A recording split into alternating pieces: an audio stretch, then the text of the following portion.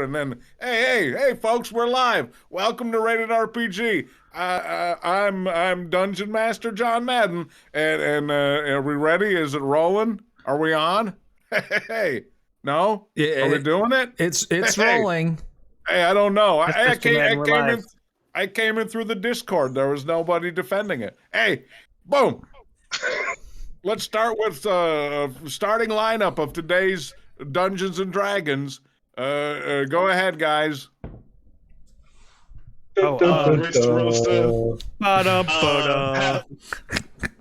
Having Bard out of Shit Talking University. Hold on a second. I got too much noises and everybody's competing for sound. I got this guy over here singing Monday Night Football. I got this guy over here. He's a frog with a beard. I don't know what's going on.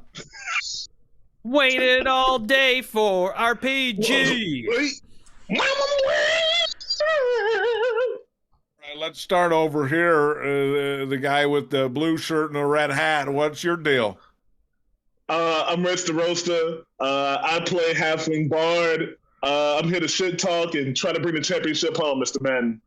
You know, this guy here is a halfling in the streets, but he's a T-Rex in the sheets. You know, with such a low constitution, though, his mouth's gonna get him in big trouble if he's not careful. Hey, we got the guy with glasses. What's your deal? I'm DeBobby the Enjoyable. I'm a Fire Genasi Armorer, Artificer, level 9. The graphics are obviously wrong. We should fire the graphics guy.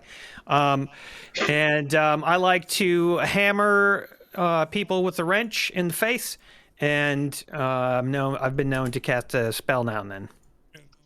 The guy, he's a Fire Genasi, and he's got an evil shield, and he says, I'm enjoyable, but nobody enjoys dying in a fire. You can ask this bucket of Coslow Ferngrove about that if you want to know.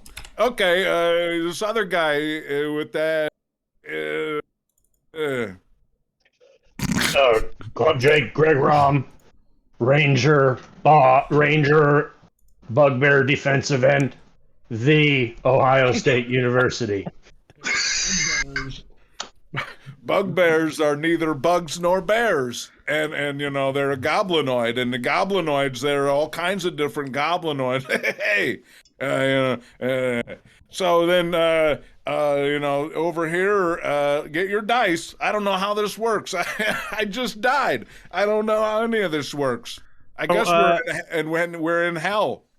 Mr. Madden, not pictured here, is Sir Reginald Hamstone. He's a paladin, and he loves his weapon.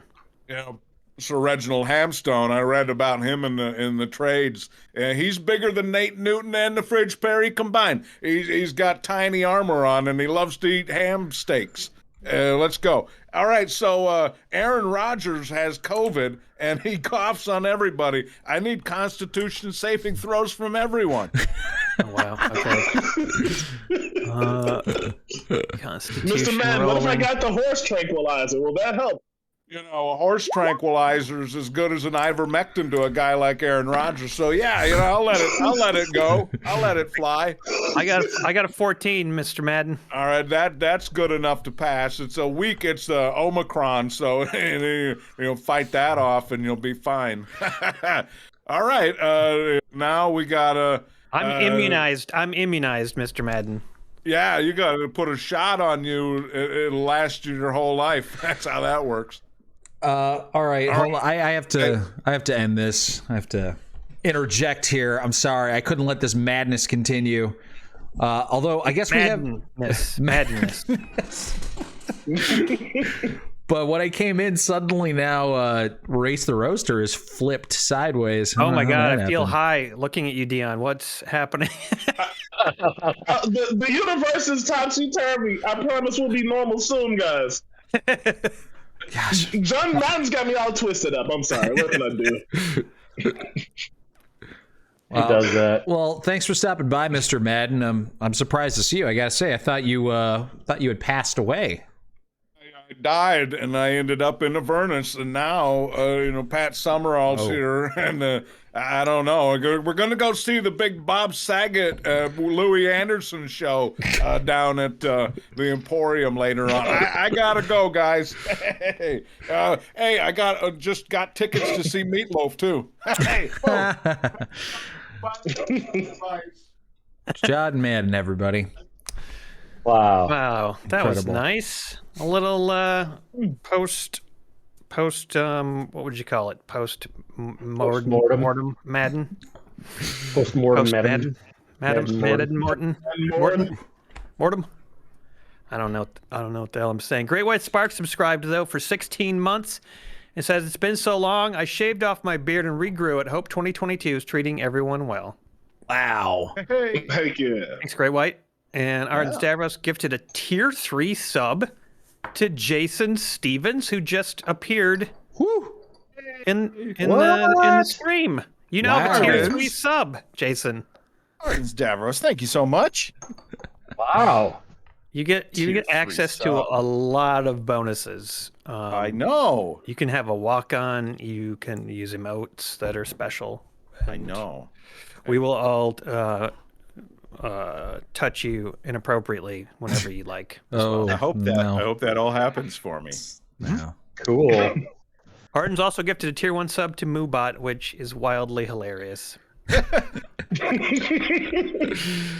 Oh, Ardens. Thank you very Thank much. you, Ardens. All right. Well, it's time for some D&D.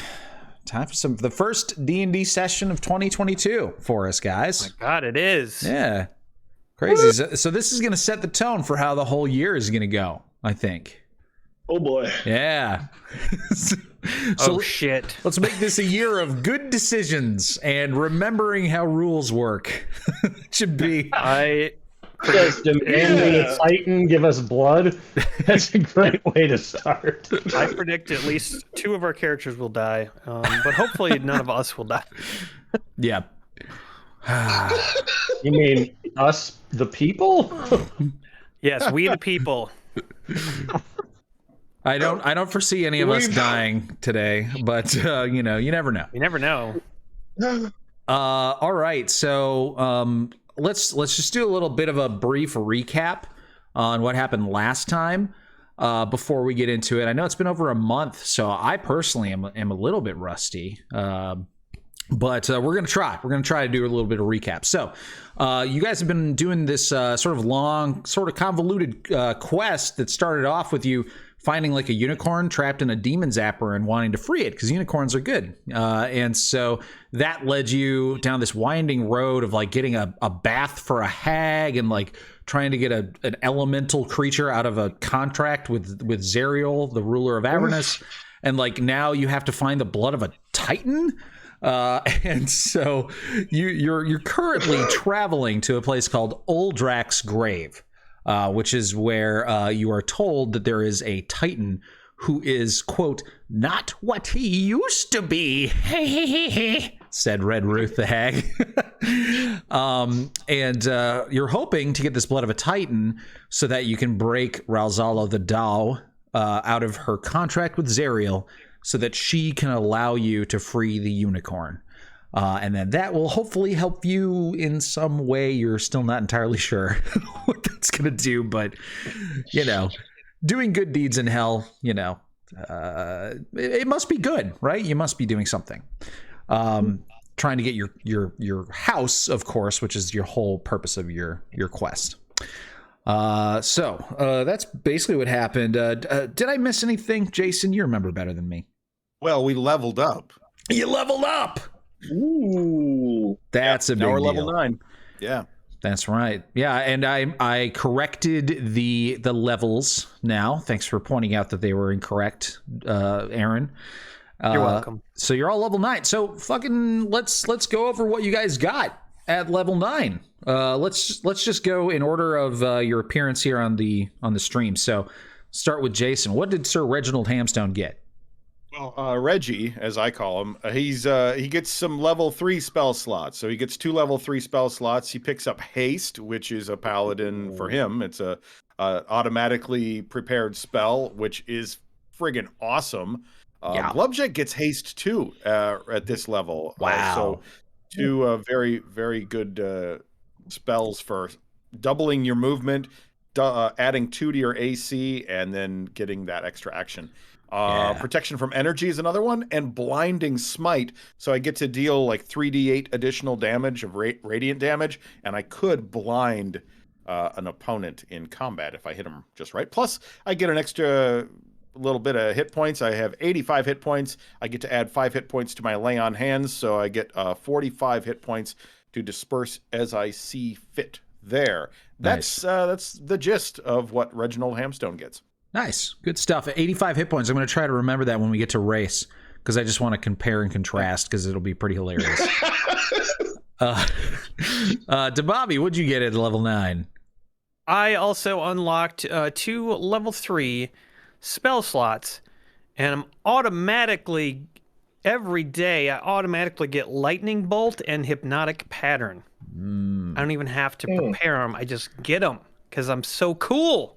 Nice. So that seems like it could be useful. And I also took Fly, so I'll be able to fly, which seems like it could be a useful thing.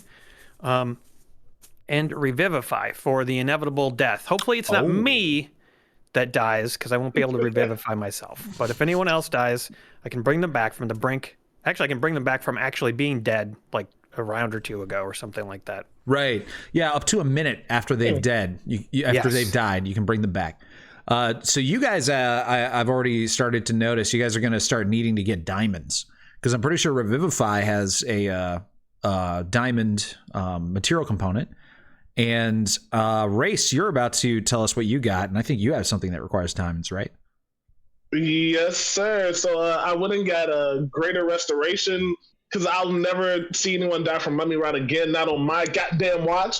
And then I added Dimension Door, because sometimes you got to run for your life often. And then the coolest one I got is this spell. It's level 3. It's a motivational speech. So like before the battle starts, I can rally the troops, aka up to 5 people who aren't myself, and then I'll have the advantage on wisdom saving throws. They get 5 extra temporary hit points. If I do this at level 4, you can get 10, 5, you know how math works. And also when someone attacks you, if it's a hit, then you get advantage on your next attack back towards that person or whoever. Motivational speech does leave if you lose all temporary hit points, though. Those are my big 3. Well, that's pretty cool. It's a new spell that that basically allows you to give everybody a party-wide small buff, and it's not concentration, and it lasts for an hour. So it's pretty good if you know you're going to go into a fight. Just rile everybody up with an awesome speech that I can't wait to hear you improv. I'm just gonna quote Remember the Titans when Denzel got serious. Hopefully it works. All right. Awesome. And yeah, you have access now to 5th level spell slots. Greater Restoration could be super, super useful. Like, for example, if poor Reginald Handstone were to get mummy rot, let's say, Race could remove it with Greater Restoration. So that's cool. And then finally, Glubjag, what'd you get? Level 9. So I also got access to 3rd level spells. And I basically get 2 for free because of my special abilities. One is Speak with Plants. The other is Haste.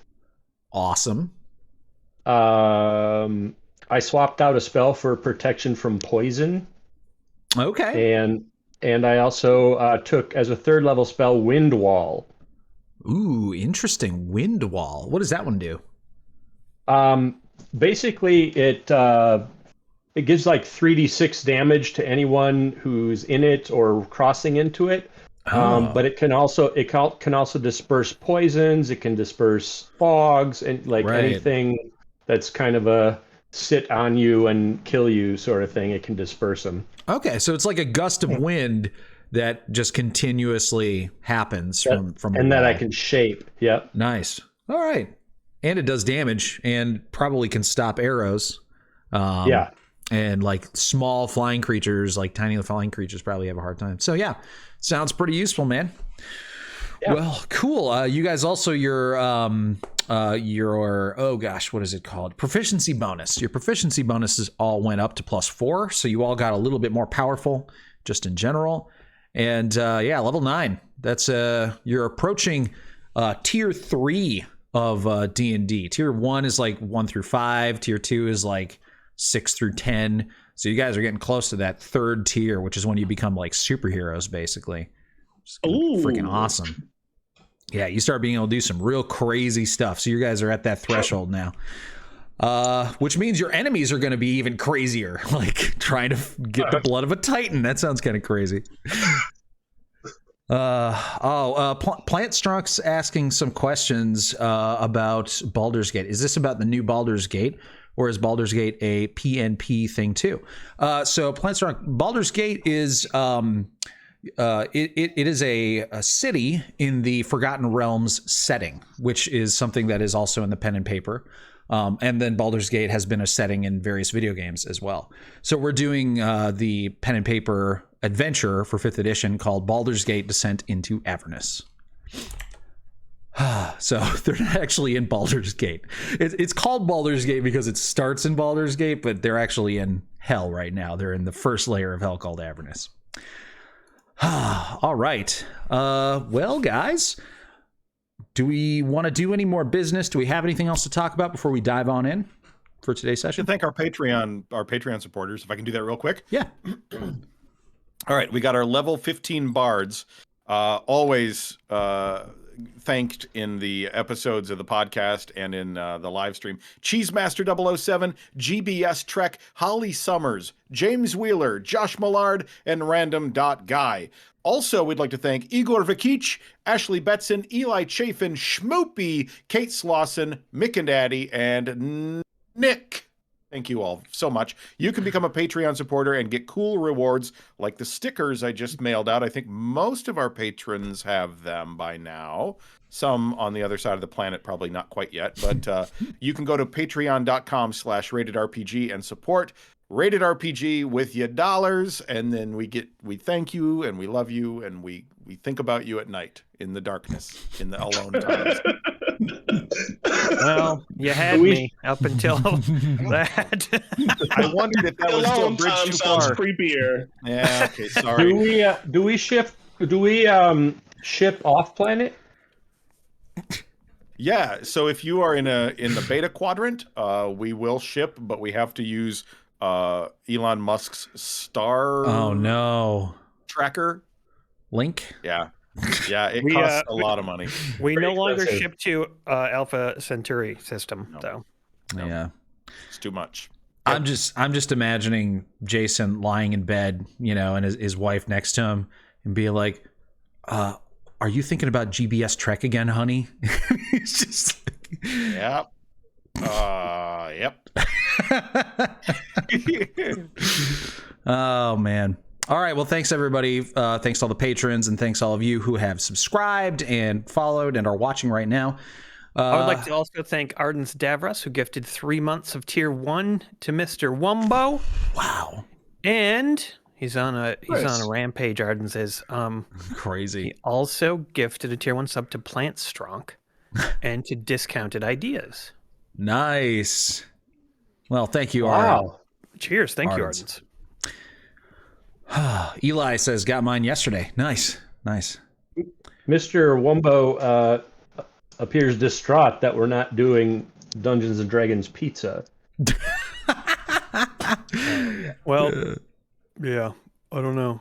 I think we're gonna do that when we get together again. Mm-hmm. Oh, for sure. I I miss it think already. we all do have like randomized shot taking capabilities, though. Good or bad, most of us do. I think. I do not. I do not have randomized bad shot drinking. So, but I'm the DM. I don't have to. I'm not subject to randomization. I choose my own fate. You guys are the ones who have to be randomized. That's fair. Doesn't sound fair to me. Yeah, you're right. It's not fair. Well, if you guys want to punish me by just forcing me to take bad shots, then that's your prerogative. All right. Well, guys, let's dive on in. You guys are on your way to Uldrak's grave. You're in your demonic, diabolical, Mad Maxian style engines driving across the wastelands of Avernus using this map that barely makes any sense. Constantly getting lost, constantly avoiding firestorms, like fire tornadoes that threaten to rip your flesh off of your bones at the same time that they cook, like flash cook your insides so that you're like a nice crispy chicken wing cooked in a like a deep fryer. So you're avoiding those. You don't really like those too much. You're traveling across like pits of boiling tar that is threatening to get your vehicles stuck, and so you put the pedal to the metal, and you can hear the like screams of souls being incinerated inside of your hell engine as your engine tries to like push its way out of these tar pits. It's just a horrible journey. You can't imagine how terrible this would be if you had to do it on foot, as your windshield is covered in millions of like mosquitoes the size of your fist as you're speeding across the landscape. But finally you make it to Uldrak's grave.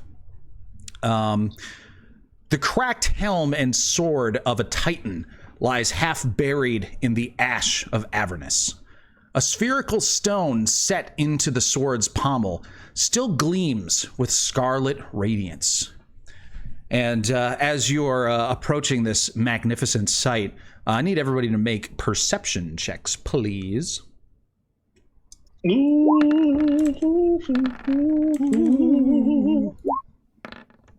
know where the gospel came from, but apparently it's always in me. Holy shit, Jason. Get those out of the way. Get those right out of the way. Natural ones. You. Good work. Good work doing it on this non-important roll. All right, it's almost ready. It's almost ready. There we go. I have to scroll back to it. Hey, baby. Hey, baby. Tell me, girl. You know what I need right now. Where's my perception? I remember when people told me that playing D&D online would make things go faster, but then it's things like this that really prove that wrong. It's right. Like, in real life, it's like, make a perception check. Okay, roll the die. I got a 17. All right, I just touched it or hit it, whatever you want to say. I did to it. I did it. Damn it. You fondled it. I jiggled it a little bit. Okay. I'm a nasty boy. So you guys seem pretty distracted by this sight as you're looking on this massive sword and helmet. It's really hard to underestimate or undersell how ridiculously huge these things are. These are like the helmet is like the size of a house. The sword is like a multi-story building in downtown. You know, like these are huge things. It's just sitting there. Just sitting there. Just in the ground, and at the top of the pommel of the sword is like this like glowing like orb type of thing, and you're all distracted by that except for Glubjag. Glubjag, you notice something else up in the sky. It appears to be the silhouette of some sort of winged creature, and as you sort of squint your eyes trying to get like the red light, like the background and the stars of the sky, sort of like you're squinting and you notice, that kind of looks like a dragon flying around out there. It's impossible to tell what color it is, but yeah, pretty sure there's a dragon. Do I have any sense of perspective as far as how big it is, or? It seems somewhat large because it's so far away, but you can still tell that it's a dragon. But you don't know for sure if it's like noticed you. You just see it flying around pretty high up in the air. I turn, gentlemen, there appears to be a dragon up above. Appears, or is actually a dragon, big fella? If you look up, you might see. It's way up there. I'll have the remaining three who failed their perception checks. You can roll another perception check here. to see if Glubjag can sort of point it out to you. Come on, get a 1. I got 2 3s. 2 3s. Same damn thing. Oof, okay. Wow. Yeah, you guys have no idea what he's talking about. You look up there, and there's just like black sky with like occasional pinpricks of red light, and It's up there. It's up there. We believe you. That's there's probably a dragon up there. Sure, whatever. Yeah. I wouldn't say me. Bullshit. Are you saying I'm imagining it, little buddy? I would never assume you're imagining dragons, but in this case, that's all. Well, I'm gonna keep an eye on it. All right, my you let us God. know when it becomes an issue, and then we'll try to believe you. Yeah, okay. This is where they got their name for their band from, isn't it? Imagine Dragons. Perfect. Okay, well, yeah, you guys park your demon engines and begin walking up the hill towards this massive helmet and sword. As you begin your approach, you can hear off in the distance, coming from the area where this helmet is, you can hear what sounds like sort of like frantic shouting that is periodic, and then like it stops for a moment and then it comes back, and it's a little far away to make out what they're saying, but it's like some sort of person like shrieking, but then stopping and then shrieking again. Is that the Real Housewives of Avernus?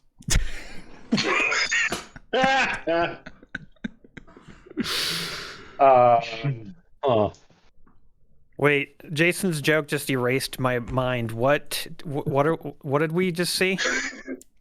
You haven't seen anything. You hear someone who's shrieking in some language you don't understand, or maybe they're too far away. Where's it coming from? Coming from the area where that massive helmet is. And this is marked on our map as where we can find Uldrak's grave, right? Yeah. Okay.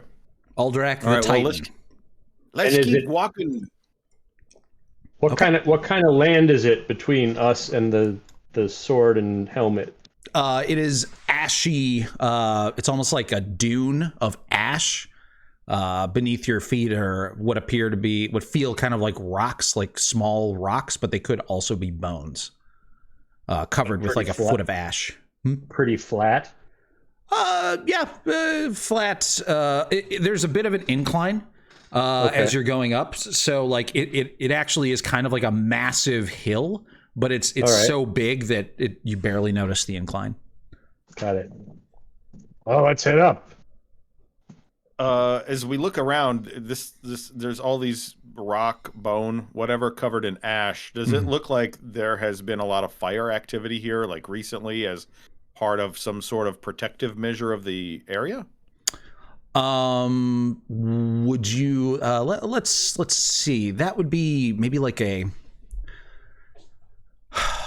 are you thinking about like magical protections? No, or... I want to investigate to see if there's, you know how if I'm walking in toward this thing and I see a bunch of burned up bone, then I'm probably going to do something about that. I'm probably going to take some preventative measures. All right, so I feel like that would be, you know, maybe like a you could do an investigation check, sure.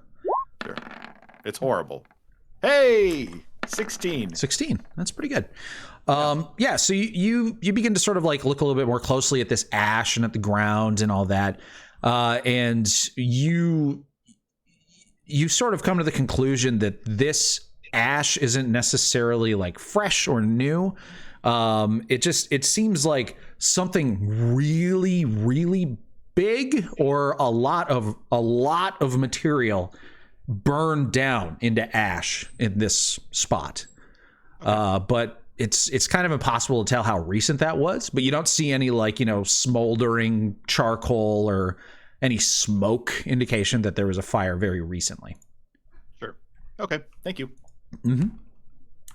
Emery, we had a first-time chat from Rhodius who wants to know, where are we in the campaign? Do you have a vague estimation of that? Yeah. In the campaign, they are on the Path of Devils section, which is part of chapter 3 out of 5, if that helps. Oh, Nice. Okay. Jerry gifted a tier 1 sub. We have a hype train going, and Manflesh gifted a tier 1 sub. Nice.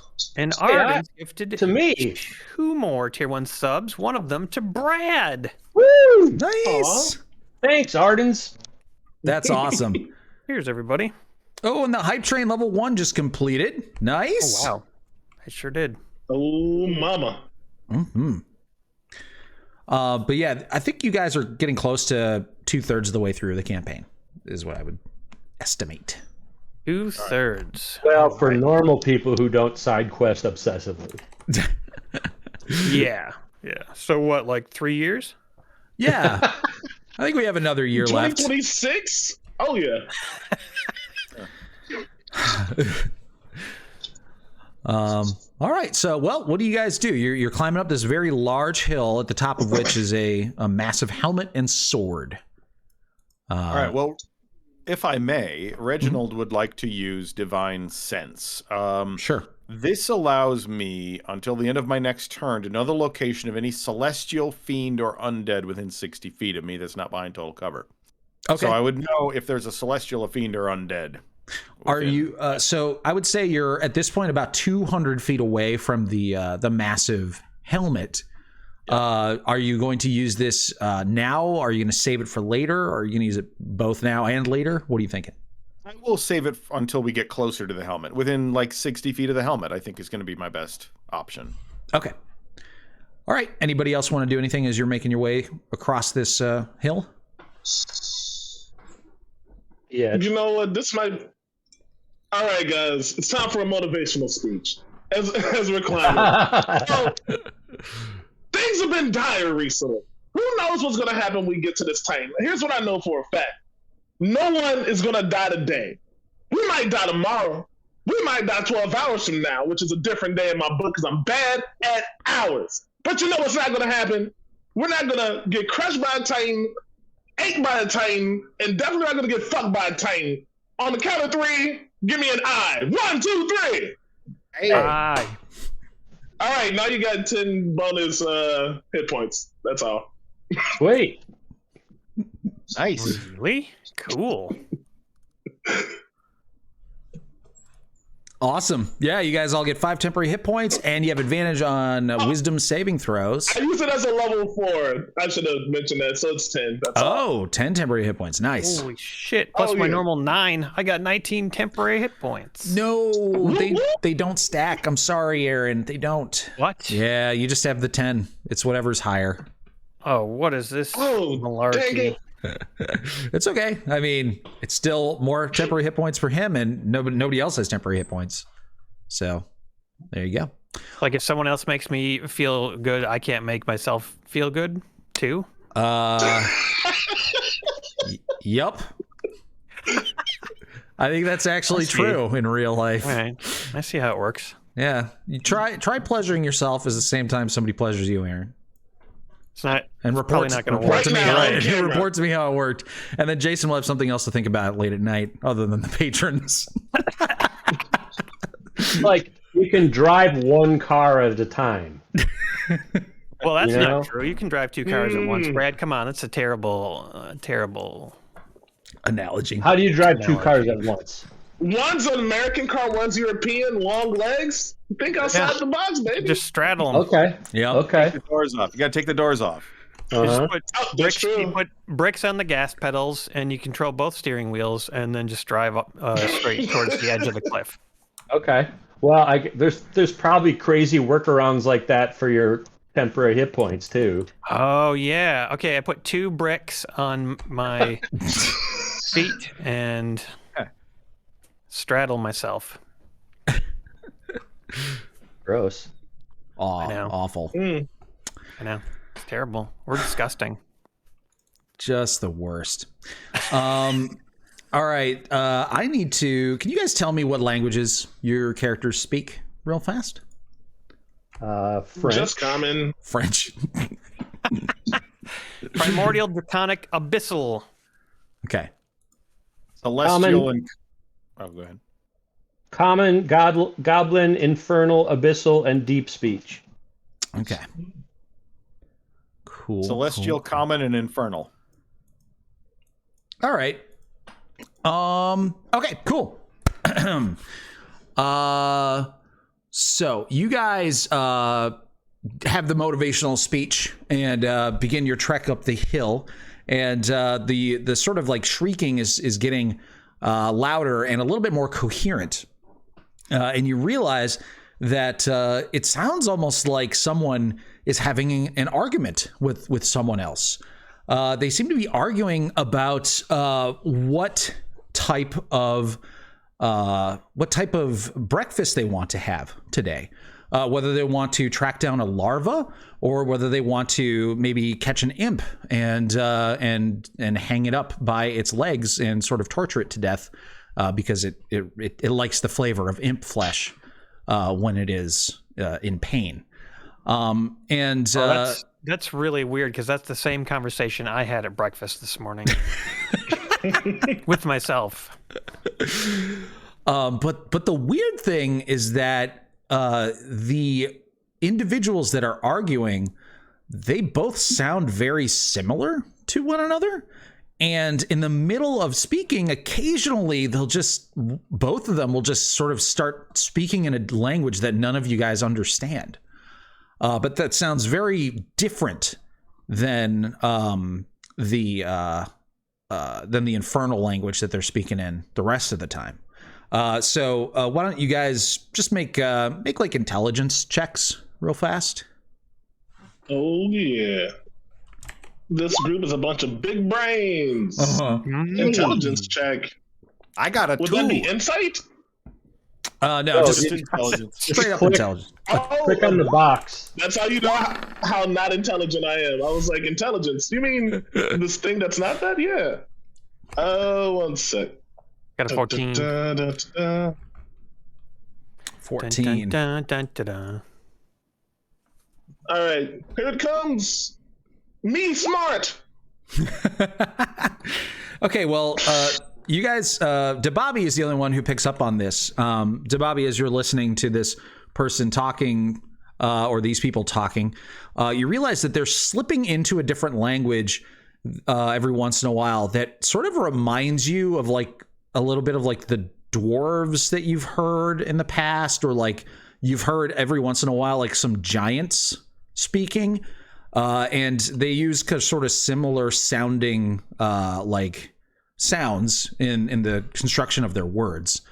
So you think it might be some sort of dwarvish or giant, or like, you know, some sort of earthy type of speak, but you don't really know any of those languages, so you're not sure.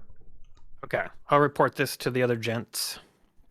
I think I know what it is, guys. I've encountered one before. I think it's an Etten. It's an Etten. Oh, An Etten. all right. What's an Etten? Tell us about it. A 2-headed giant. They're really stupid. That's why it's arguing with itself about breakfast. You as you're saying that, you also think to yourself, it is a little strange that the Etten would be speaking also in Infernal. Typically, they're too stupid to learn extra languages. They most of the time just know giant and maybe common. But this one is speaking fluently in Infernal and then sometimes switching to this other language. Oh, so let's get up there and figure out how to kill it. Okay. Well, that's what we're here for, right? You get within 60 feet, and Reginald, you sort of close your eyes and focus for a moment, saying a little prayer to Torm. Is it Torm that you worship? Oh God, no! How dare you say that? Sorry. Torm is dead to us. That's right. You guys don't like Torm very much. Okay.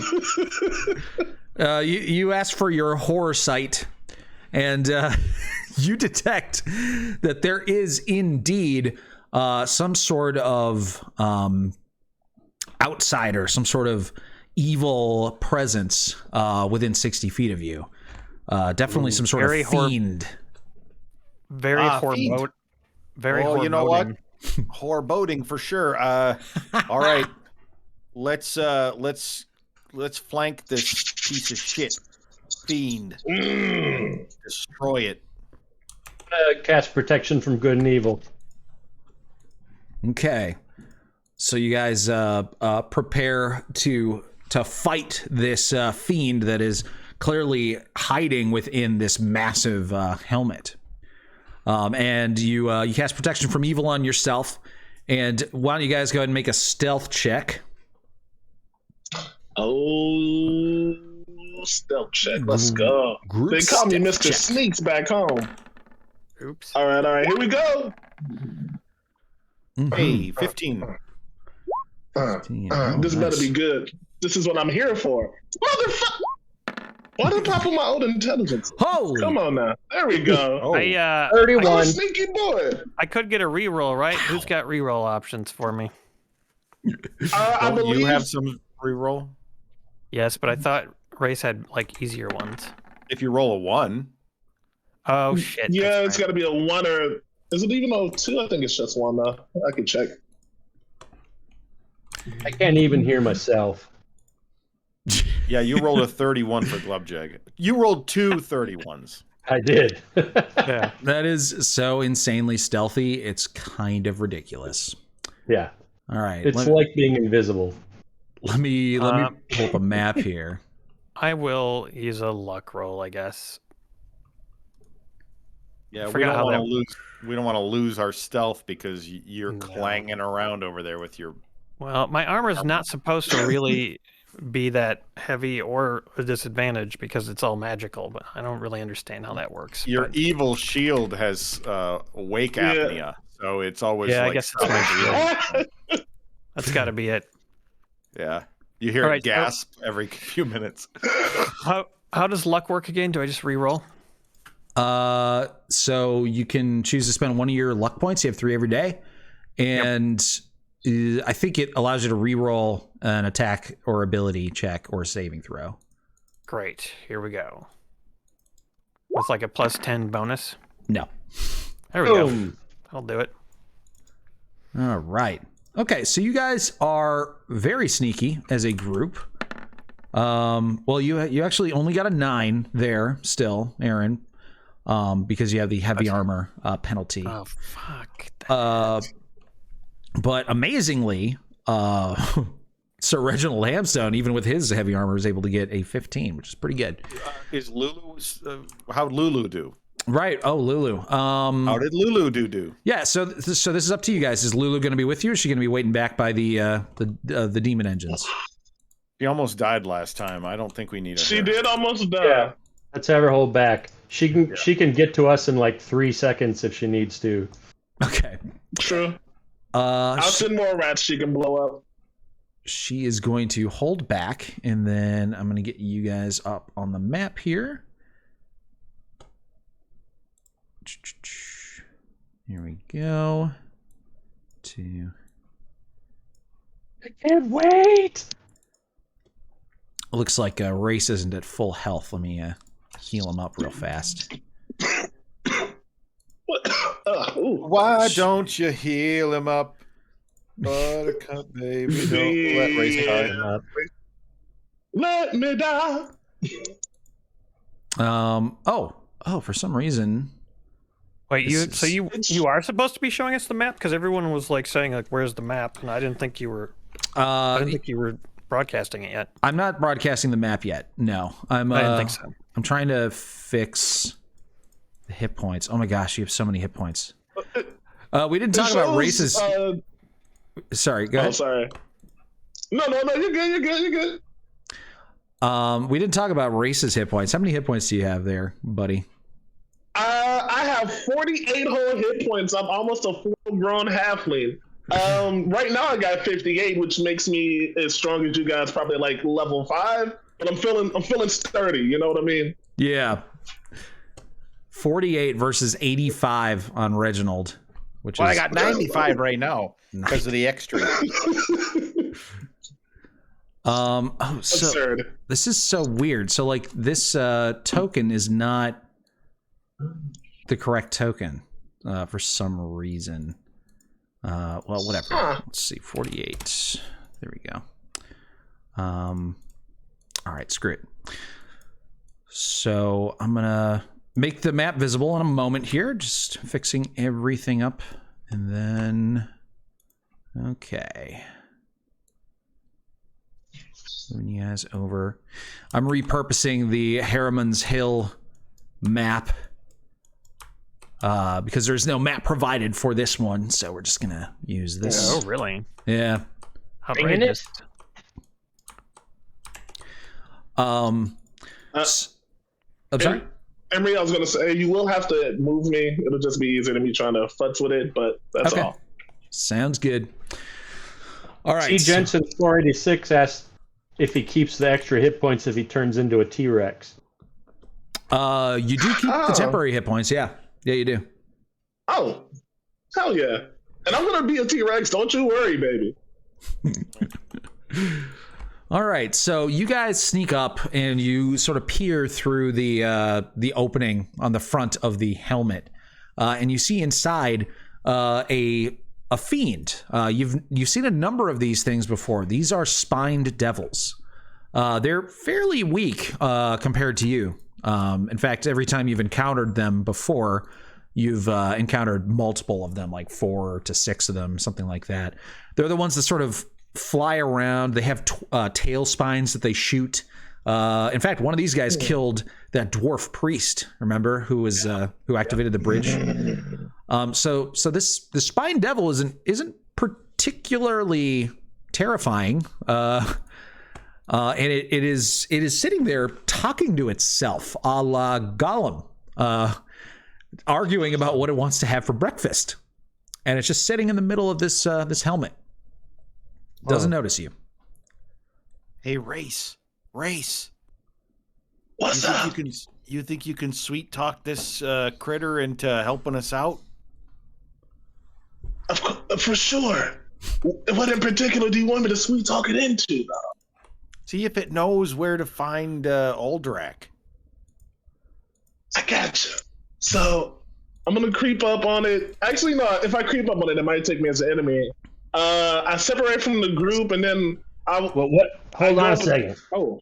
What if he is Aldrich? I mean, the hag said he wasn't what he used to be. Oh. And somehow this guy is maybe speaking giant. That's a good point.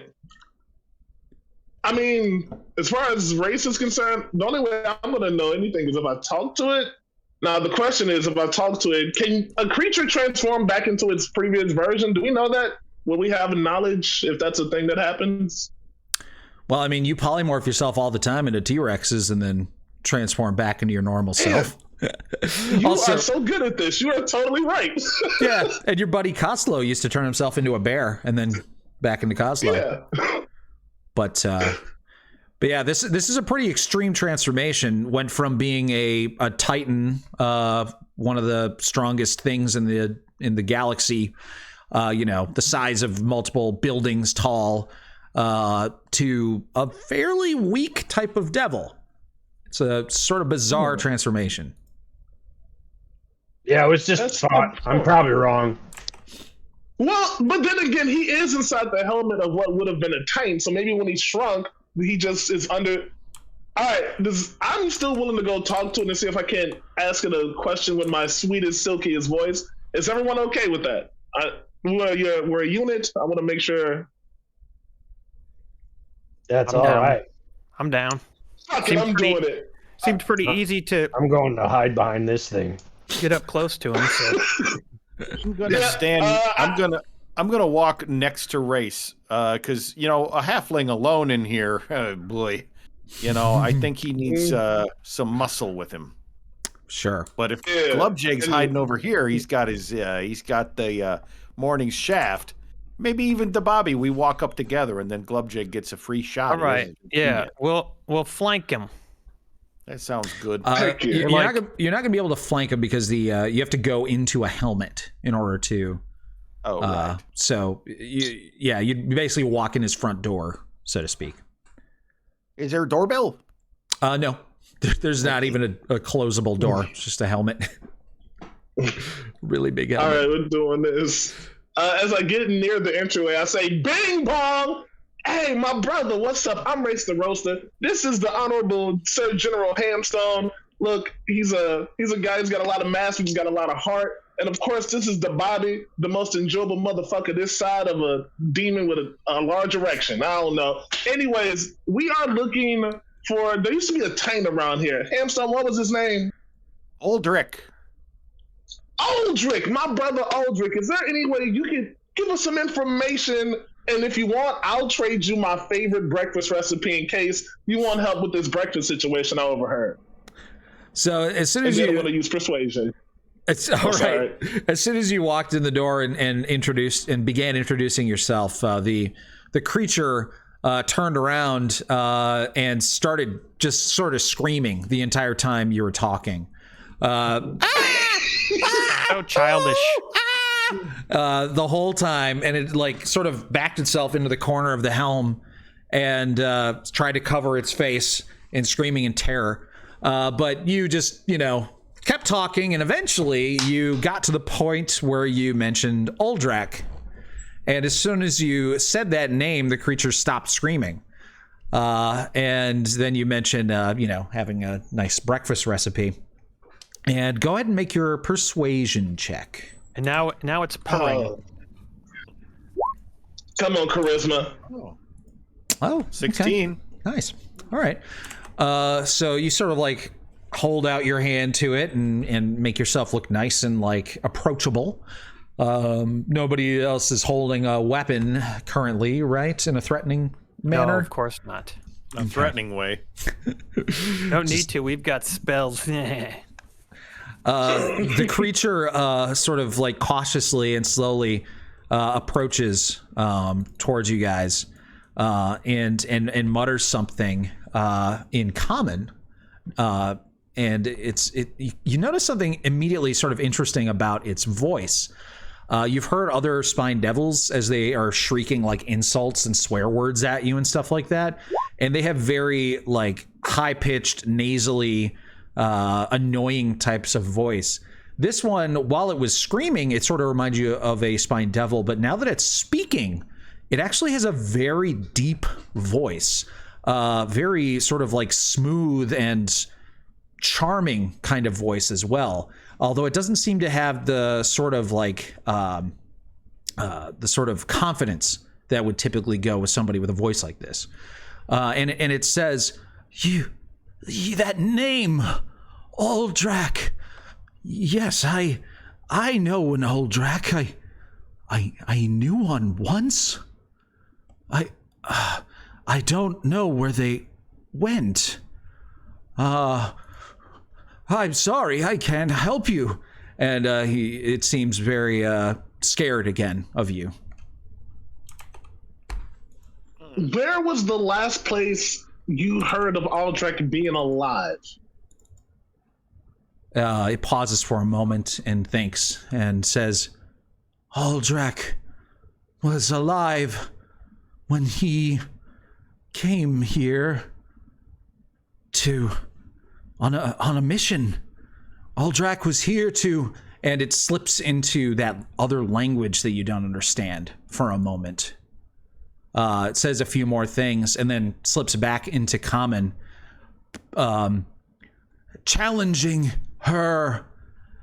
He thought he could destroy her for Surtur, but she was too powerful. She cursed Aldrich, cursed him to be this. And he sort of like looks down at himself. Who? Who now? Did Tiamat. I call it or what? Oh, Tiamat. That's the dragon with the multiple heads. Ooh. Well, okay.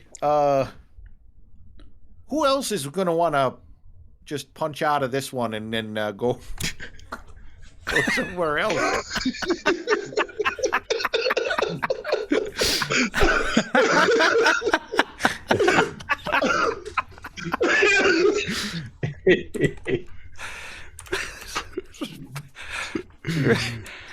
All right. Well, yeah. Let's all get our time cards stamped. You, excuse me, little fella. Do you validate parking?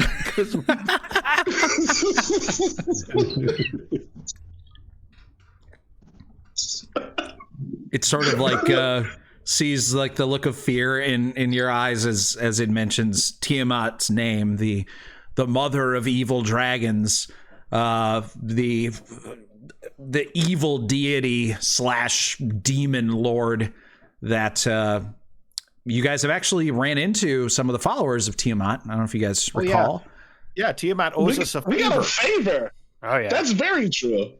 Oh well, maybe we should parlay that into some Titan blood. But I mean, if any, what? The creature says, "Why do you seek Uldrak?"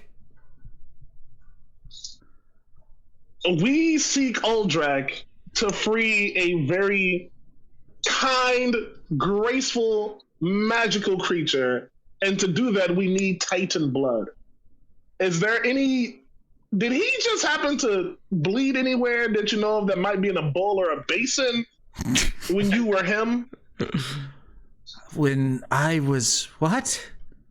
I don't know. I don't remember. And you can see it sort of like struggling to think. And it sort of like starts walking around in circles and like clawing at its own skull. Yikes. Why don't you guys make Arcana checks, please? Arcana check, baby. All right, let's come on, Arcana check. Don't let me down. I mean, it's not good, but I got a 6. Wow, I'm matched what here. did I get? Okay. yeah. Good work. So, Yay! Hamstone's over there thinking like, maybe if I dig under all this ash, I could find an old blood stain. My investigation skills are, and you start thinking about it that way. Meanwhile, literally everyone else in the party starts thinking about magical solutions to this. And you all kind of look at each other, except for Hamstone, who's looking at the ground. And you sort of nod as you all realize you have the same thought. You are probably going to have to turn him back into his Titan form in order to get the blood. How you would do that, you're not entirely sure, but it does appear that Tiamat has cursed him in some way to become this creature. And, you've dealt with curses before in the past. There are some ways to remove them. And especially in the case of some like very powerful curses, a lot of them have like conditions that need to be met, in order for the curse to be lifted. It's kind of like the contract that the Tao has or whatever, where she needs to drink Titan blood that will break the contract. There could be something similar in this case.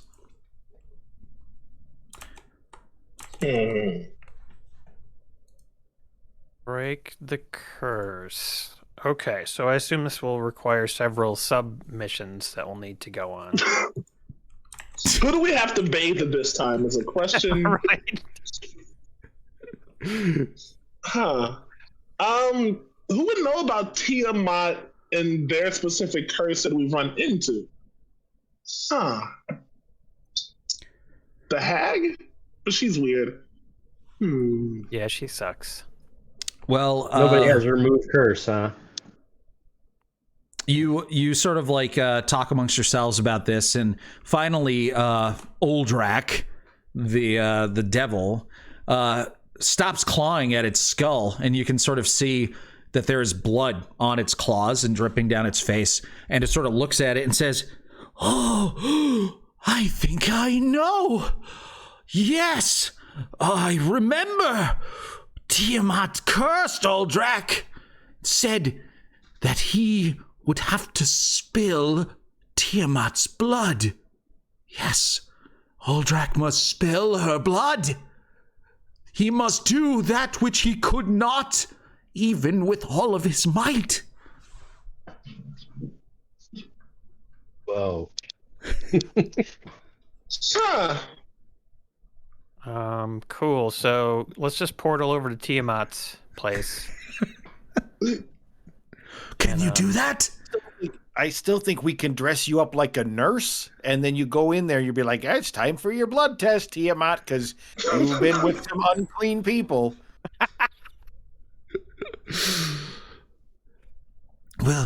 Will you help Aldrak spill her blood? Yeah. Yeah, I'm in. There will be blood spilled, I can guarantee it. For sure. Yeah. Race told us that none of us were going to die today, and I really believed him. So, yeah, let's do it. I mean, Tiamat owes us a favor, so it seems like, a little blood spillage is barely anything. That's right. Yeah. We really want to use that favor for Welcher. this Titan thing. I mean, having a unicorn that we can call our friend, that's pretty good. I mean, it's definitely worth going up against Tiamat. Yeah, to have a unicorn as a friend? What? Tiamat. So why don't you guys make religion checks? Oh boy. I would love to. Good. The gang dies from Tiamat. Ding, ding, ding. Oh, Dion, you got two natural 20s. Wow. I want that unicorn so bad. Okay.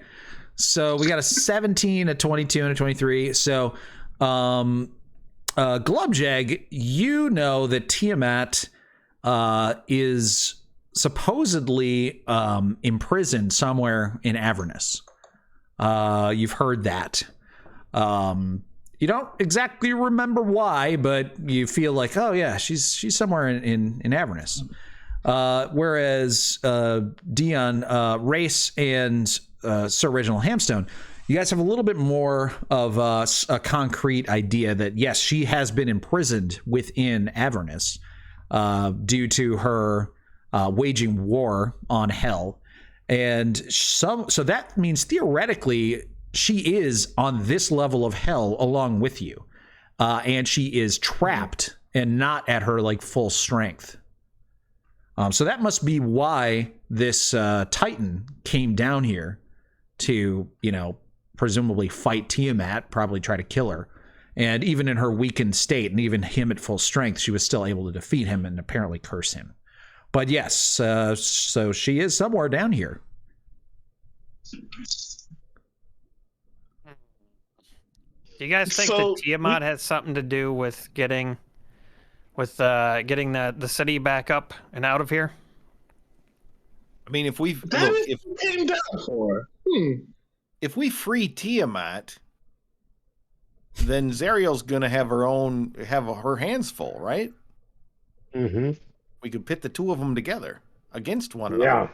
Yeah, that's right. And in freeing Tiamat, that gives us 2 favors. That's better than 1. But isn't she evil? Oh yeah, she's pretty evil. She's chaotic evil, which is probably one of the worst kinds of evil. Look, I got an intelligence of 9. This is gonna work. Yeah, I'm with you with my intelligence at 8, buddy. Yeah. Mine is. Oh Jesus, I think mine is worse than that. What do we? Oh my goodness. My intelligence is really high, and I have no idea what to do, so I'll just go along with you guys. Yeah. Oh wow, my intelligence is 12. That's a lie. All right, we came down here to lift the city, and now we're trying to free a unicorn by helping out a dragon witch queen. I don't think we're going to be able to get Tiamat's blood. This just seems like a wild goose chase. Maybe we should just give up on the Titans Club and Titans Blood, give up on the unicorn, and go. Do you guys like cards? Clubjack doesn't give up on missions. Yeah. No unicorn left behind, brother. That's how we started this fight, and that's how we're going to finish it. Dang it! All right. I'm down now that you said no unicorn left behind. I'm on board.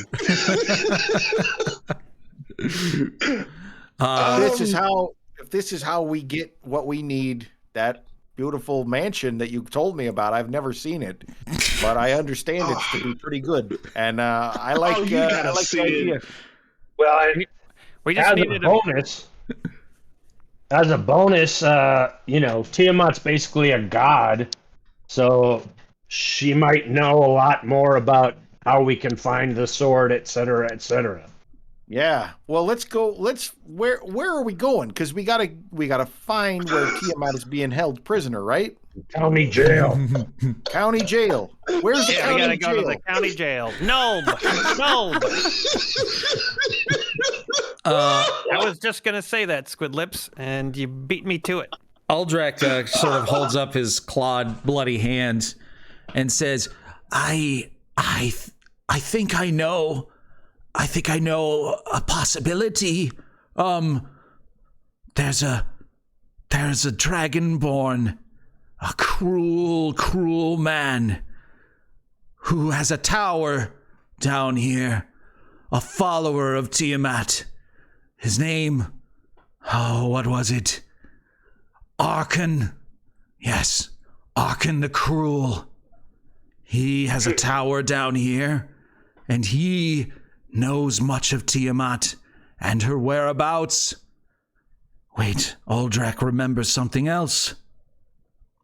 Yes, Arkhan has a vial he carries around his neck. Arkhan claims it has Tiamat's blood in it. Oh, that's helpful. We could spell that. So we have to find Arkhan, the famous creator of the stone. He was the guy we were supposed to tell the barber about. He's also a dragonborn. Did he kill Alduin, or was that someone else? Someone else. Okay. I just wanted to make Cocknibbler Skyrim and a Lord of the Rings reference within 15 seconds of each other. That's nice. Yeah, you whooped my nerd ass. I was lost as hell.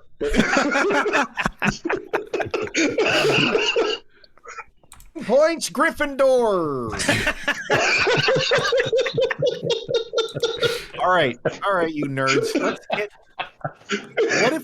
What if but we don't remember that we're supposed to tell Bernie the barber. But I think we would probably want to go back and convene some sort of discussion with the Hollyphant. Lulu always has a good idea of what is or isn't possible. So all right, let's go talk to her, and also go talk to Arkhan. I wrote down that I was supposed to tell the barber that. Oh, that's right. Clubjack wrote it down. Oh, that's smart. Bobby carved it in his flesh. I did, yeah. Oh. So you guys hear that name, Arkhan the Cruel, and then I look at my arm. He's like, "Oh my god, you're having a memento moment or whatever." It's more of a Demento moment. Or a Mentos moment. Fresh maker. The flesh breaker. All right, so you guys walk down the hill towards your hell cars, and Lulu's in there, and she's like, "Well, hey boys, that was quick. Did you get what you were looking for?" No, but we were told how to get it. Oh, good. I hope it's not too much longer. Boy, we feel like we've been on this quest for ages, multiple years, in fact. Yeah. Lulu, most people say the quickest way to a route is a straight line, but have you ever did multiple loop-de-loops? It feels quicker than you think. Oh, honey, I do loop-de-loops all the time. They feel so good. I love feeling the air rushing betwixt my nethers and my flappy ears. All right, then. Hey, we gotta go. We gotta, in order to get the blood of the Titan, we gotta get the Titan back to what he used to be. Apparently, he was cursed by Tiamat. Oh dear! And we have to help that. He's a spine devil now. Anyway. Oh no! And he's got to spill the blood of Tiamat in order to turn back into a Titan, so that we can get some of his blood to give to the Ralzala in order to free the unicorns. This shit got out of hand real bad, and now we gotta go and talk to Arkhan the Cruel, and Bobby's got that name carved on his arm. I got a tattoo right here. It says "Tell Barber Arkhan the Cruel." Oh gosh, wow, that's awful. Piece of paper. Arkhan the Cruel doesn't sound like a very nice person now, does he? Nah. Nobody's got Tiamat blood, so we gotta go spill that shit. Okay, so you're gonna go spill some Tiamat blood thanks to this Arkhan guy. Okay, I'm okay with that. What did you have a question for me or what?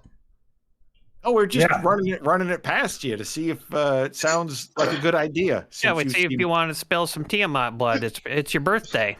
Well, I'll thank you very much for remembering.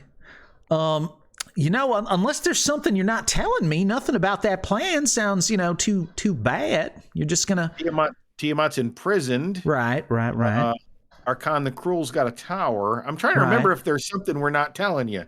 Well, I don't know either. But I mean, if you're asking I'm pretty me, sure that's the gist. if you're asking me if this is a morally acceptable course of action, I suppose the answer would be yes, based off of what you've told me. Oh, we weren't really asking for a morality guide. We just like to talk to you. Oh, well, thank you, dear. Makes us feel better. If I find any babies, I might eat them. Well, that would be a no-no, Glubjag. That's a evil joke. Right, okay. I'm not a big fan of evil jokes. Hey, can you fly way up and see if you can see a tower? I could certainly try. I would be Or a afraid. dragon? Because Glubjag thought he saw a dragon earlier, and we don't believe him, but... Oh, golly, a dragon. Yeah. Well, I suppose I could fly up there, but if I see a dragon, surely I hope it wouldn't see me. Just be careful. Okay. Yeah, good luck. All right, I'll go fly up and see what I can see. Lulu, wait. What? Lulu, before you do that, I want to use a level 2 spell of mine to make you actually just everything. I just don't want you to turn into a fried holly pit. So Wiggity, whoosh. you cut out for a second there. Are you making me invisible? Is that what you said? Yes, ma'am. You're going to be the most invisible hollow fan in hell. Oh, very nice. Okay, sure. I'll do that. Yeah, you could tell he was making someone invisible because he said wiggity, wiggity, whoosh. That's the sound. Yeah. All right, so you cast invisibility on Lulu the Hollyphant, and wasn't that when he fought the mountain that rides? What How many fantasy series can we reference in one show? All of them? Well, you feel her and hear her sort of flap up into the sky, and she disappears from your sight. Do you guys wait? Glubjag's sight? Glubjag's sight? Yeah. Glubjag can't see invisible things, I don't think. Can you? No. Okay. Are you gonna wait an hour for that's how long invisibility lasts? Yeah, we're waiting for Lulu to come back. We can't just leave. Okay. Can we follow her? I guess that would ruin the point of invisibility. Yeah, you can't see her, so there's no way you can follow her. All right, well, you guys wait an hour, and about 52 minutes later, you hear sort of like flapping, and you hear like a soft like thud of Lulu landing, and she's like, "Okay, you can turn off the spell now. I'm back." Wiggity whoosh! And she like materializes in front of your eyes, and she says, "Well, I will say that I did see a number of horrific things I wish I'd never seen in my life. So thank you very much for that. But I'm pretty sure I saw a big black tower. It's not even that far away. I think we could make it there in maybe an hour or two of travel." Oh, you think that's where this guy on my arm is located? Could possibly be. I'm not sure. I think it's worth a try. Unless it's either that or it's Stephen King's Dark Tower.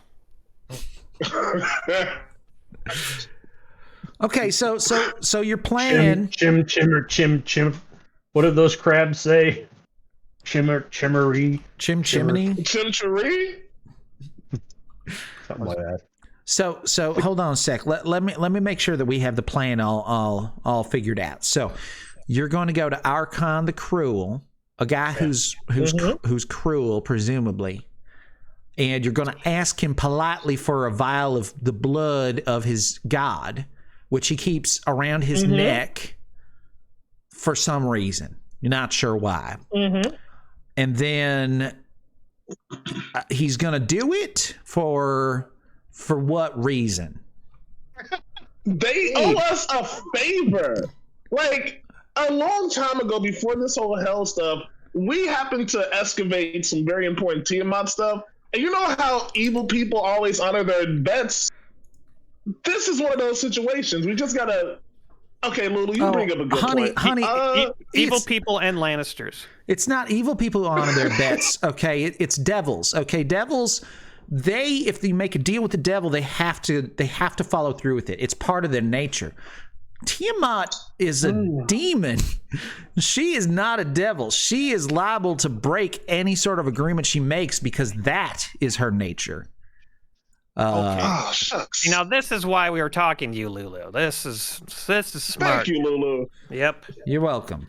So the only way we're gonna get this from him is stealing it, or rendering him unconscious and then grabbing it. Whooping his cruel ass. Whooping his ass. Can we do that? You may be able to give him something he wants, but now that is the like moral problem here, though, because if you give an evil man what he wants, then that's doing a bad thing. You know what I'm saying? Like indirectly. Yeah.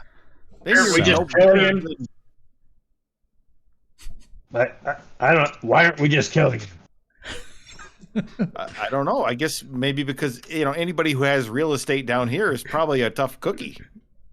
Yeah, we're tough cookies. We're deliciously tough. You got like 42 hit points, Race. No, you bringing up hit points? I don't bring up your body. Come on, baby, let me live. Yeah, you're body shaming him. Yeah, you're hit point shaming him. God damn it, leave him alone. Well, all right. You're max health shaming him. I think that if you were to kill Arkhan the Cruel and take the blood off of his body, that would be a much preferable thing to do than to making a deal with him, don't you? And I'm especially happy that y'all haven't considered the option of making a deal with Tiamat and freeing her, because that would just be the worst thing you could ever do. So I'm glad nobody ever suggested that possibility. Nobody ever. That's crazy. Nope. No, we just want to go make a kill deal? this guy. Let's go kill him. Well, okay. Before we do that, shouldn't we track down the barber and tell the barber about the Arkhan? Because maybe it says on my arm we're supposed to do that. Well, doesn't that make sense? Like, what if there's some valuable information that will help us from not dying? Right. I don't remember who the barber is. I just remember that I have a tattoo that says we should do this. So. Remember, there was a barber in the Wandering Emporium. Yeah. Yeah. We never went in there, but somehow we know that. I need some more of those mushrooms. Let's go hit up the Emporium. Okay, gonna waste soul coin. We don't really know where the Emporium is, but I guess we could go looking for it. Sure. Okay. What will the barber? What information could it give us that we don't already have about this guy? I don't know. I've never been in there. Like, no. In the Emporium, what is it? Every 3 days? We're gonna wait 3 days? I mean, listen, we've already wasted a lot of time. We were supposed to do something completely. All right, whatever the team wants to do, I'm with. We're a team. Yeah, same here. I'm down to do whatever you guys want, as long as it's not horrible and evil. Hey, Shield, what do you want to do? Oh, shit. I think you should make a deal with Tiamat. I had a feeling you might say that. Yep. It's the Very easiest way. predictable. You already have an in with her. You helped her cultists. She could free. She's powerful enough, if she were to be freed, to bring Elturel back to the material world. She could be the new ruler of this place, and if you help her to that end, she would reward you greatly.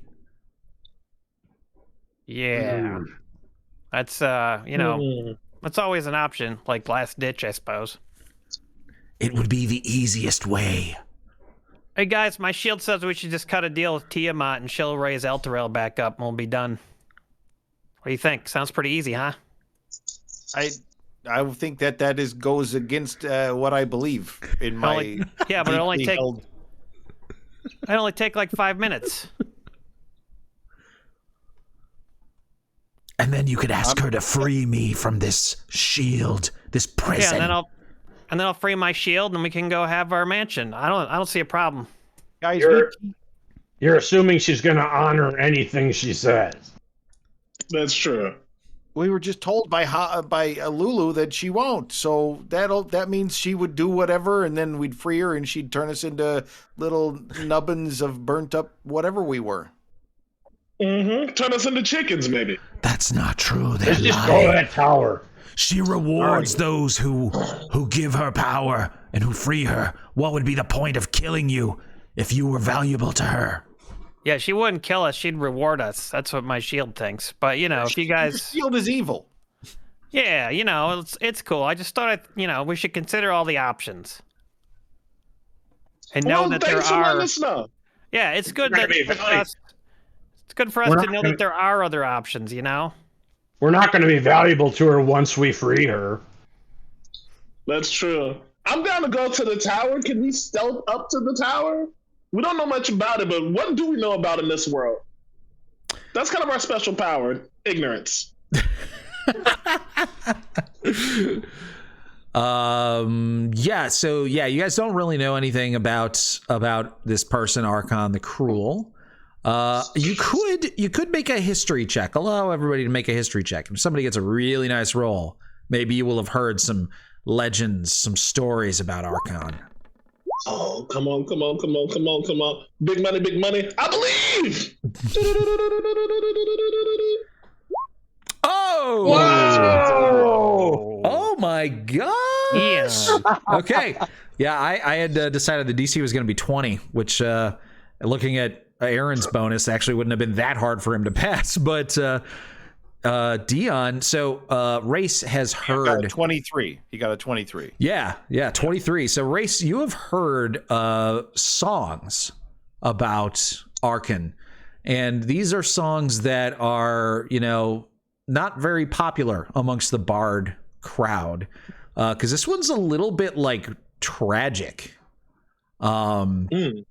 So you've heard that Arkhan was originally a follower of Bahamut, and he was in a party of adventurers, and they were, doing good in the world and all that, and they were actually quested to destroy a very powerful artifact called the Hand of Vecna. Which was like a hand of like a shriveled humanish sort of looking hand, like a mummified hand, so to speak, that apparently had insane evil powers. And so Arkhan and his party got a hold of this Hand of Vecna, and just as they were going to destroy it, Arkhan cut off his own hand and then jammed the Hand of Vecna onto the stump, which then immediately became his new hand, and then teleported away from the party before they realized what had happened. And he then became, or maybe all along was, secretly a follower of Tiamat, and has been using this ridiculously powerful artifact to further his evil goals of freeing Tiamat, so that he can bring sort of like destruction to the world of good dragons and a new age of evil dragons and dragonborn like himself. Also, he's from Critical Role. I don't know if you guys knew that. He's Joe. He's one of Joe Manganiello's characters. That's his name, Joe. Yeah. Yeah. Nice. And that apparently that event happened on stream. The one that I just described. Oh, really? I watched it some time ago because I wanted to see how it went down. Yeah. Yeah, and so that character is in this adventure, like as written. Nice. Yeah. Oh, really? Neat. They actually wrote it in? Yep. Mm-hmm. That's cool. What's his name? Joe Manganiello? Joe Manganiello. Manganiello says Bossa Nova B. Manganiello. Manganiello. Yeah. Okay, well, let's go and... God, you guys were just getting in so deep over this darn unicorn. I don't... I think we got to kill this guy because, then if we take on someone from Critical Role, then it'll be a claim to fame for us. Right, then we get some of that loot. Okay, let's roll. All right, well... Did you say the blood was in a vial around his neck? Yeah, Uldrak says, Uldrak thinks so, yes. What else does Uldrak know? Tell us everything you know. All right. That's a good way of asking this. Hey, let's see, I want to step to you. You look kind of scared of me anyway. So how about I get a little closer? No. This is Darlene. Darlene likes to taste the blood of assholes who don't tell us everything. How about that? I have something. Uldrak has something that Tiamat might want. Okay. Yeah. I didn't want to give it to you because it's Uldrak's only hope. But will you promise to help me? Promise to free me from this curse? We've made a lot of promises so far, Uldrak. One more certainly ain't gonna make much of a difference. Yeah, I promise. We'll help you. Definitely. Uldrak, you can ask some of the dwarves on this bridge, our buddy Clem. We honor all of our promises. It's just that most of them end up in a bucket, but we'll see what we can do. A safety bucket? Yes, a safety bucket. Oh, a nice place. A nice safety bucket. I could use one of those. Yep. Very well. Climb atop Uldrak's sword. Way up in the sky, at the very end of the hilt, is an orb. It is no ordinary orb or orbinary. It is an orb of dragonkind. Surely Arkhan desires such an orb. Perhaps he would trade it for Tiamat's blood. I don't know. Sounds like making a deal with an asshole is something we ought not do. What if we take that orb and jam it up his ass? What happens then? You would challenge Arkhan? We've done stupider stuff, I think. Well, and we will do stupider stuff again. It becomes an orb of dragons behind when you do that. If you defeat him and take the blood, you would be mighty indeed, and I would be forever in your debt. If you think you can do that, then yes, free the world from his evil. What did this orb do, Uldrak? Uldrak, you mean? Yeah, sorry. The orb of dragonkind is incredibly powerful. It is an artifact. It telepathically calls all dragons in the area, and evil dragons feel compelled to be drawn to it as soon as possible. It is a way for an evil person to command an army of dragons to do their bidding. Oh. Okay. But I would gladly give this up to Arkhan to restore my true form. What's the worst thing that could happen if he had that, right? An army of dragons is worse than, from my perspective, no offense, I've never been turned into one. But personally, I would rather fight one of you than an army of dragons. We're not going to fight you. When do you see the scales don't balance, baby? Or some big-ass titties, whatever these are right now. They don't balance, that's all. Uldrak cares not. Uldrak just wishes to be returned to his normal form. Uldrak could kick a bunch of dragons' asses. Uldrak, if we took that orb and used it to send dragons at the big boy himself, would that work, or would we be like, would we become evil doing that kind of thing? You would not be able to use the orb without succumbing to its power. I figured. Ah. I guess you could try. I have a hard enough time with this shield. I don't really want to go down that road. The shield is like, do it, bro. Fucking do it.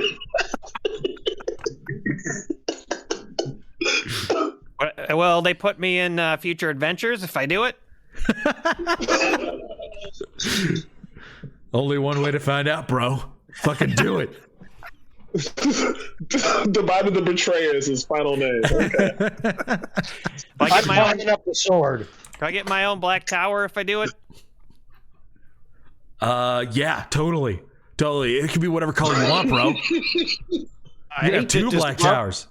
I hate to disrupt you guys daydreaming about shit, but Glubjig just started shimmying up the sword. All right, well, I guess we're getting it anyway, even if we aren't going to do anything with it. So, Glubjig, are you climbing up the sword? Yes. All right. So, easily, without any sort of problems whatsoever, due to your amazing ranger skills, you begin to scale the sword. And you eventually reach the top, and you see that this glowing orb it was so bright that you're even able to notice it from down on the ground, is right before you, and it's very large. It's like the size of like an exercise ball, because it's like embedded in the end of this huge sword. What do you do? First, I see if I can just sort of pry it out with my hands. Okay. Yeah, so you kind of like put your hands onto it and sort of try to like lift. Why don't you go ahead and make me a strength check? Indeed. Lift with your legs! Yeah, you struggle against it, and you are having a very hard time prying it free just with your raw strength. What do you do? Well, I'll try to. I am carrying a crowbar. I will try to use that. Okay, make another strength check, this time with advantage. Very nice. Okay, so using the crowbar and like bracing yourself against it, you manage to pop out the orb that begins to fall, and you drop the crowbar so that you can grab it with your 2 hands. And you manage to grab it, and as soon as like it goes into your 2 hands, it rapidly shrinks down so that it is now only the size of like a fairly small bowling ball. And it's not very heavy. That's handy. Your crowbar sort of like clatters as it bangs on the side of the sword and plummets to the ground and slams into the ground, sending ash everywhere. Sorry, everybody. Watch it. All right, so you climb down the sword, and now you guys have an orb of dragon kind. You guys know where Arkhan the Cruel's tower is. And you know that you have to spill the blood of Tiamat to make Uldrak a Titan again. So... like a great place to take a bathroom break. It might be. Yes, and we need to do some shots as soon as that's over. All right, bathroom break and then shots. Perfect. Bathroom break and then shot. Hey, give me the deuce. Shot on a break and a break shot. What the fuck was that? I don't know.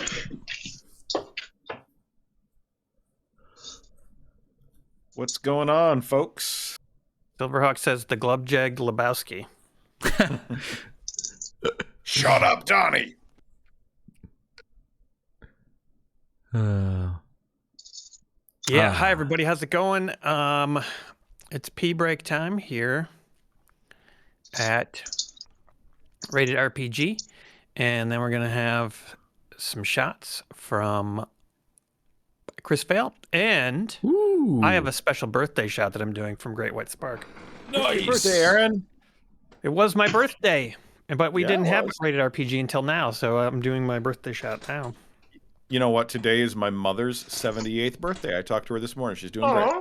Nice. Happy birthday, Elaine. Ms. Stevens. Yeah. Miss Stevens. Yeah, she's good. She's awesome. I posted on Facebook. I hope she wins her UFC fight tonight and proves the haters wrong. I don't know if she'll get the joke. Like, she might try to read into it too much and get confused. As long as she wins, who cares? Yeah, she's totally gonna take that guy down and ground and It's a pound him. W. It's a W. Who's she fighting? She's fighting Tim Sylvia. He came out of retirement. Wow. Oh, nice. Oh, he's a scrub. Yeah, she's got this. Yeah, Mr. Wumbo says Jake Paul will take any fight for money. Yeah. Yeah, you should let your mom know, actually. Yeah. Oh, yeah. Get some water. Your mom should start a Twitter war with Dana White. I think that would give her some good publicity. My mother Hey. doesn't start wars. She doesn't start wars with people. She ends She's them. delicious. She's nice. What? She ends them. She ends them. Yes.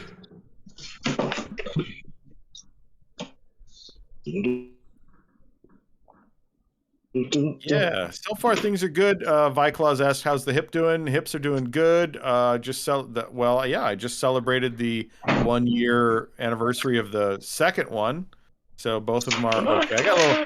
I got a little tendonitis in the right side. Tendonitis. Wait, on my name.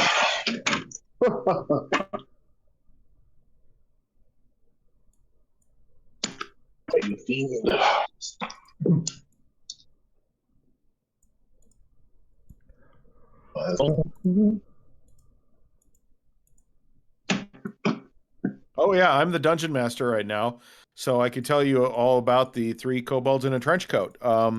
After their latest run-in, they went to the Wandering Emporium to buy some mushrooms. Unfortunately, they were sidelined by the menu at the Infernal Rapture, and they each had a figgy pudding, and then now they are in servitude. So there's 3 kobolds in a trench coat. Wow. They're Wait, all 3 of them are, or just one of the one visible one? It was a goofy deal because the one visible one, he ordered 3 puddings and then handed them down the trench coat. So all 3 of the kobolds in a trench coat ate the puddings. So now, Wow. So there's a they're all, yep. 3 kobolds in a trench coat. Whoops. Servitude. Yeah. They might get out of it though by the time we get there. I don't know. Yeah, good luck.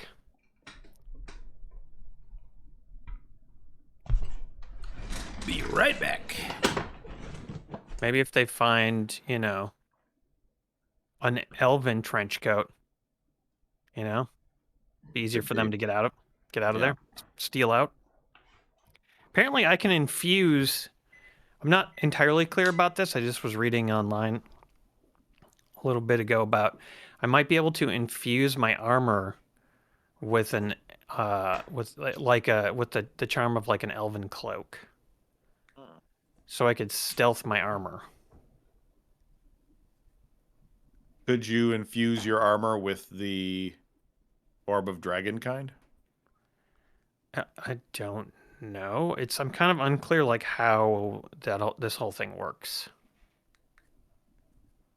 Because if I could just infuse something with like a magical elven cloak, couldn't I infuse it with all kinds of other stuff? I don't get how it works. Maybe we'd have to have a cloak? I don't know. I don't get it. Maybe everybody out there watching knows how this works. The whole infusion thing. I feel like I haven't been taking enough advantage of it. Ron says 3 kobolds in the microphone. Uh-oh. Dion is gone. You got froze. Brad's the DM. Hey. So you guys are going to the tower then? Yeah. Okay. You get partway there, and your vehicles run out of soul coins. Oh. Okay, I'm gonna skip the rest of the way, like in a jolly way. Okay, you make it. Sweet. I'm at the tower. All right. Yeah. I'm Race the Roaster here on this stream. So I'm going to walk up to Arkhan's door. I'm going to ring the doorbell. Ding dong. I need you to make a dexterity check. All right. A dexterity check. Let me do that here. Roll a d20. I got a 4. Okay. Well, you miss the door, and your hand actually gets stuck inside the handle. Oh, no. Guys, I'm stuck in the handle of the door. I'm Sir Reginald Hamstone. I offer you, Darlene, her hefty hilt, shaft. Hey guys, it's me. I'm still the Bobby. I'm just down a little bit lower than usual. What the heck is happening? What is happening with Glubjeg's image, though? Because half of it's Brad and half of it's Aaron.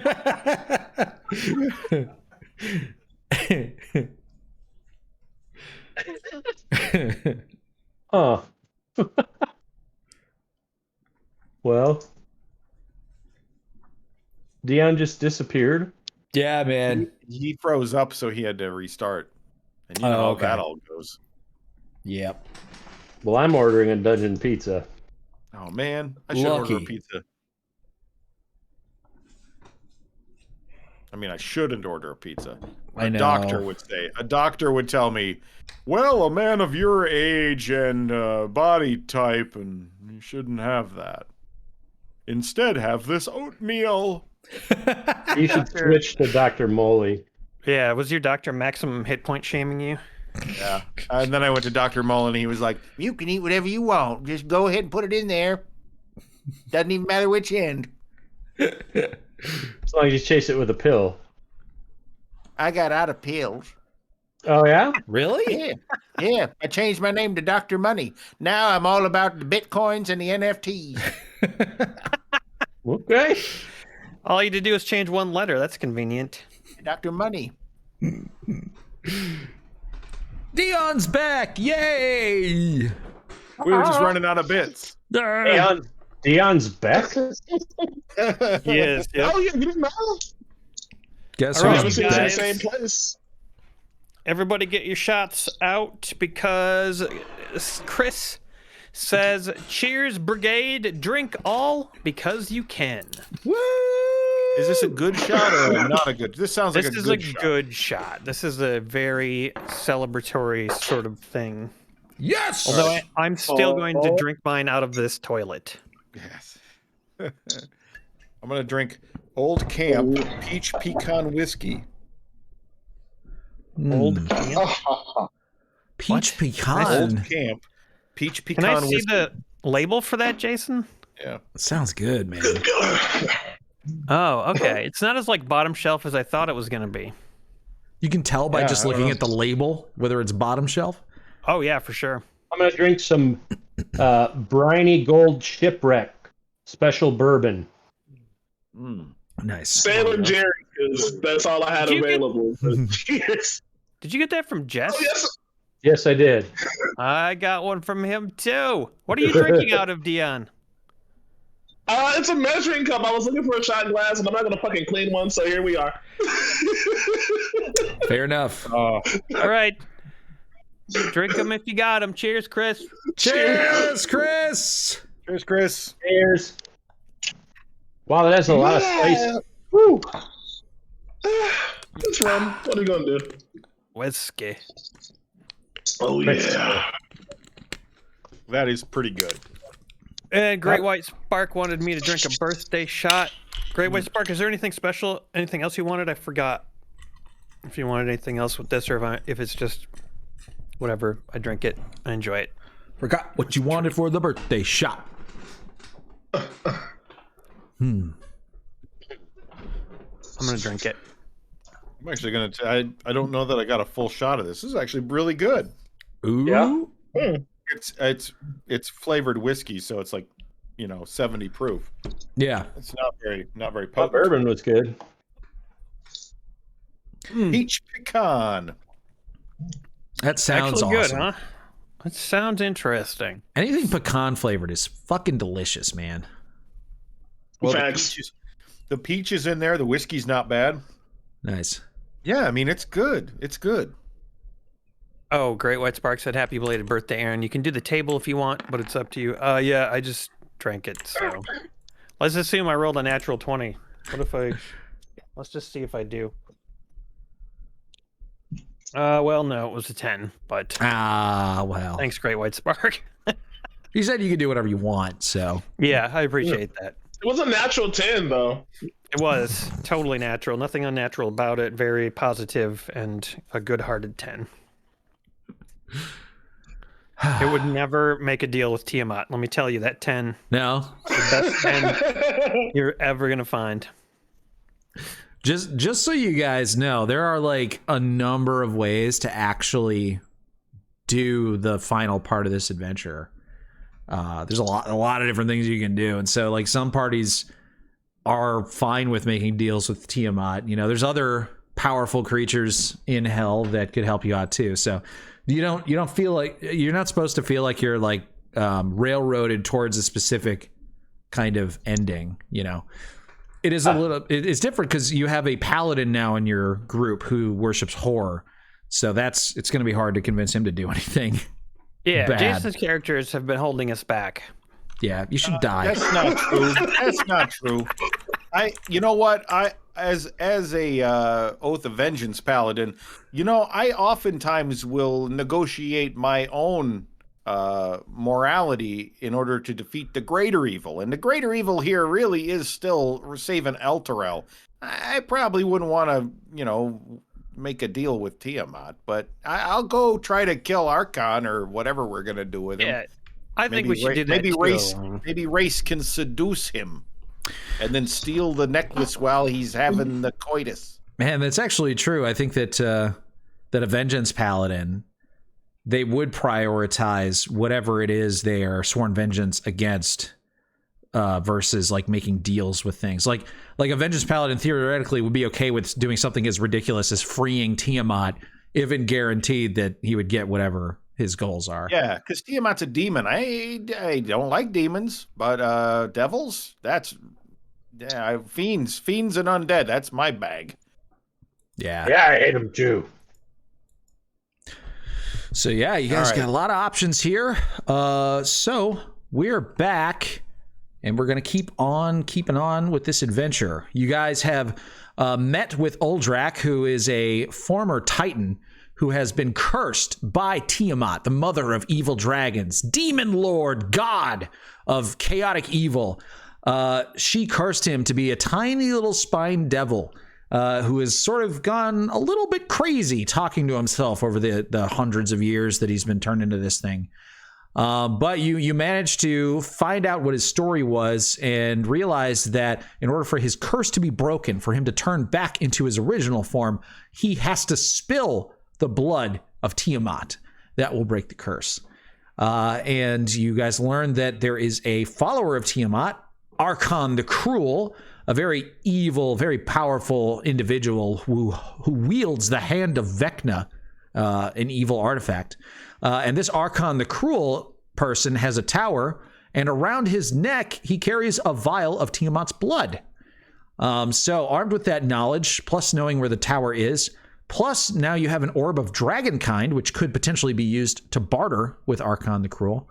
You guys have a lot of options here. You're considering killing him and taking the blood, but there are other choices you can make too. So what do you guys want to do?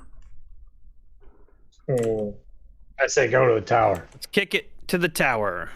Kick it to the tower. Yep. Let's mosey. All right, you're gonna mosey on towards the tower. So you guys pile into your demon engines, turn them on. You hear the wails of souls being burned from existence to power these things. To be honest, I've tuned it out. Lulu still clearly winces in obvious discomfort every time you guys use one of these things. But she's not going to bitch about it anymore. But you guys begin to drive. And Lulu had mentioned that it would probably only take about an hour or so, or 2 hours of driving to get there. And about halfway there, you guys reach what appears to be a pretty large, like, lake of tar, black bubbling tar. You've seen these before, and your vehicles tend to be able to drive through them to an extent, in the sense that you're not worried about necessarily getting stuck if you get a little bit of tar on your tires, but you don't want to drive across the whole thing. So you like sort of take a route around it. When you guys notice that there appears to be near the edge of this lake of tar, some person sort of struggling, stuck inside of the tar. So what do you do? Hey, let's go over there and see what that person is doing, struggling inside the tar. Maybe it's something good. Let's do it. Yeah. Yes. Why not? Jason, I feel like your character suddenly got wacky for a second. No, he's good. He's trying to find positivity in a world that wants to crush him. He is the person I wish I could be over the last 2 years. Okay. He is my queen. Dababi, you're in your like motorcycle, driving sort of ahead, and you hear the sound of the engine of the vehicle behind you sort of like turning off, and you look behind you, and they have stopped at the edge of the lake. What do you do? Oh shit! Am I in the lake? No, you're driving up ahead. You have your own motorcycle thing, and everybody else rides in the other. I just want to make sure I'm not stopping like in the middle of the tar pits. No. Okay, yep. I'll pull over and see what's going on. Okay. Yeah, you pull over and you look as you see Hamstone and Race and Glubjag sort of getting out of their vehicle and approaching the edge of the lake of tar. Do you walk over there? Yeah. Okay. So as you guys approach the edge, you see that there is someone struggling. It looks like they're sort of like stuck in the tar, almost like they're sinking into it. And you hear what sounds like almost like a human, maybe elvish, feminine voice, sort of crying for help, saying, "Help! Help! Oh, thank the gods you're here, please! I'm sinking!" But as you get close, you see that she's definitely several feet out. You're not really sure how the hell she got all the way out there. But on the edge of the tar, so not in the tar, but like right on the edge of it, is a backpack. Looks like a traveler's pack with various things. And actually on it, you notice that there is what appears to be a sack that has soul coins in it. You can tell by the shape and size of them. What? Where? Yeah, so like on the ground, it's like almost like this person had a backpack on, took it off, and then walked out into the tar and is now sinking in the tar. Wow, we've never done anything that stupid. Yeah, this couldn't have. This just has like all the trappings of a trap. Yeah. Yeah. A trap. Can we do more trappy? Check? Can we do a check for Perception or insight? For traps? Yeah. Make a perception check. Hey, natural 20. Wow. So we have an insight check from Sir Reginald Hamstone. We got a perception. Wow. Nice. Okay. 24 for Brad's perception check. 24 for Brad's perception. Okay. All right, so insight first. We'll go with the 20 insight. You... oh, wow. And now 24 insight. So both of you sort of like are listening and looking around and trying to see if you can get a gut feeling about this situation here. And both of you can detect like a sincerity in the voice of this this woman who's sort of shouting for help. You cannot help but notice that the situation is very bizarre. You know, like it almost seems staged, but if she is like feigning being in trouble here, that means she is a very, very good liar. So you're not really sure. It sounds like she's being sincere. Then perception. You look around to see if there's any sign of any potential like ambushers. And you think you've done a really good job of scanning. And you don't see anything, Glubjack. You don't see anything out of the ordinary. Yeah. He doesn't think it's like an illusion or anything? So the backpack and the sack are outside the tar, or is one of them in the tar? They're both outside of the tar. You can literally reach down and grab the soul coins out of the bag. You can grab the whole backpack and walk away and have no problems whatsoever. Okay. Hey, Lulu, what do you think? Should we save this woman? You think you go grab her? Oh dear, what's the situation? She like flops out of the vehicle and starts flapping her ears and flies over to you, and she's like, oh no, this poor woman is drowning. We have to save her. I'm not strong enough to pull her out of the tar. I am strong I have large muscles. Take this rope to her and I'll pull her out. Yeah, give her the rope. Okay, I could do that, sure. So can we ask her a question first, guys? Like, I mean, does it look like she's she's like a trap? Close to sinking? Like, how close is she? Her shoulders and head are above the tar, but it looks like she's having a very hard time getting more than just like some fingers out of the top of the tar. Okay, but she's got like a minute left or something, probably. Let's. All right. All right, Race, give her a question quick, and then we'll decide. How does it get stuck in there? She says, I thought I saw something in here. I took my backpack off, and then I came in, and I didn't realize it was going to be so deep here, and I just started to sink. All right, that's all I wanted to know, guys. All right, pull her out. I pulled. I'm gonna assist. Okay, so Lulu flies over and drops the rope down into the tar. This person grabs it, and you guys begin to pull her out.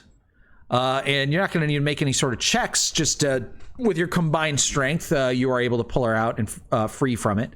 And now she's lying there on the ground next to her backpack, just covered in black, sticky tar.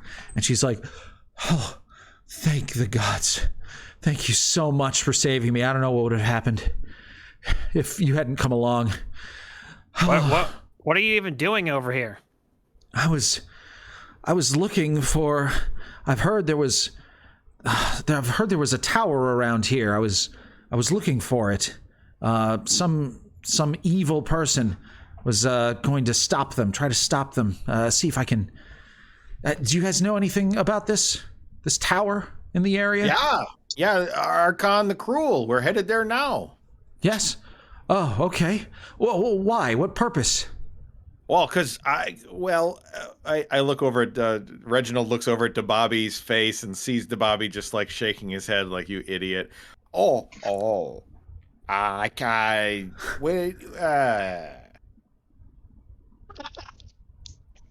have heard tale that he may be evil, but also we're fair people. I'm trying to deceive her right now, so I'm gonna end up with a deception check. We cast not judgment, yet we be judged, as the good book says. But what I know for sure is the only way to know a man's soul is to look him in the eyes. How about you? Were you also trying to look him in the eyes, or Gouge said, ye eyes out, as I speak like this for some reason. All I've heard is that an evil man lives in the tower, and I'm trying to get out of this place. And I was thinking perhaps destroying such an evil creature could free me, could prove to whatever gods are out there that I could be freed from hell. But well, clearly I couldn't even make it there without getting stuck in tar like a fool. Maybe I'm not cut out for this. You were just gonna go. I'm gonna cast Detect Magic on her. Yeah. Okay. Sure. You were just gonna go defeat this guy by yourself somehow? Like what? Do you have a brain? You cast a Detect Magic, and you can clearly see that there's some sort of magic surrounding her. And you concentrate a little bit, and you realize that there is illusion magic surrounding her. Okay. Knew it. Okay. Here's what I'm gonna say. Like, you can't defeat this guy. He's obviously way too powerful for anyone to defeat. Like, the only thing you'd ever be able to do with this dude is probably make a deal. That's what I'm thinking. You'd never be able to defeat him, you know. Okay. He's probably not that bad of a guy. You never know about these kind of people. Really? He's probably a super sweet dude. Not that bad of a guy. Is that what you're trying to do? Make a deal with him? I don't know. We just want to, like, go meet him and see try to gauge the situation. You know, we're not stupid. Ah, okay. Yeah. All right. Well, I suppose you're Anyway, right. I should probably be on my way. What? Well, hold on a second, because we just rescued you. So, you know, I see you got a bag of soul coins there. We could use, you know, some soul coins. She like looks down at her bag and she says, "Oh, you want payment for rescuing me?"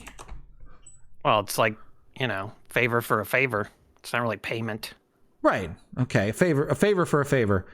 And you want me to give you these soul coins as a payment, as the favor? I'm going to use my divine sense again. Okay. Let me know what I see or feel about that. What does divine sense alert you to? Fiends? Divine sense will alert me to fiends, celestials, or undead. It will also detect the presence. It will also detect the presence of any place or object that has been consecrated or desecrated. Place or object. Oh, interesting. That's pretty cool. So you use your detection to see if maybe this person is some sort of fiend or celestial or undead in disguise, and you do not detect the presence of any of those things. All right. How do you try to detect whether something is actually an illusion or not? So that would be an intelligence saving throw. Am I allowed to do that? Yeah. Probably against her deception, maybe? It's against the DC of whatever the illusion spell is. Okay. So do I just roll an intelligence check? So yeah, whenever you suspect something is a yeah. Interesting. Let me take a look what their DC is. Actually, I'm pretty sure 24 beats it. Okay. All right. So everybody else, actually the only person who would know that it's an illusion is Brad, because he's the only one who used detect magic. So to Brad, do you like tell people that it's an illusion? I haven't yet. Couldn't we just think it was? I mean, that was the first thing that came into my head when we saw this whole scenario. I was like, this isn't real. That's true. So that would require you to interact with the illusion in some way.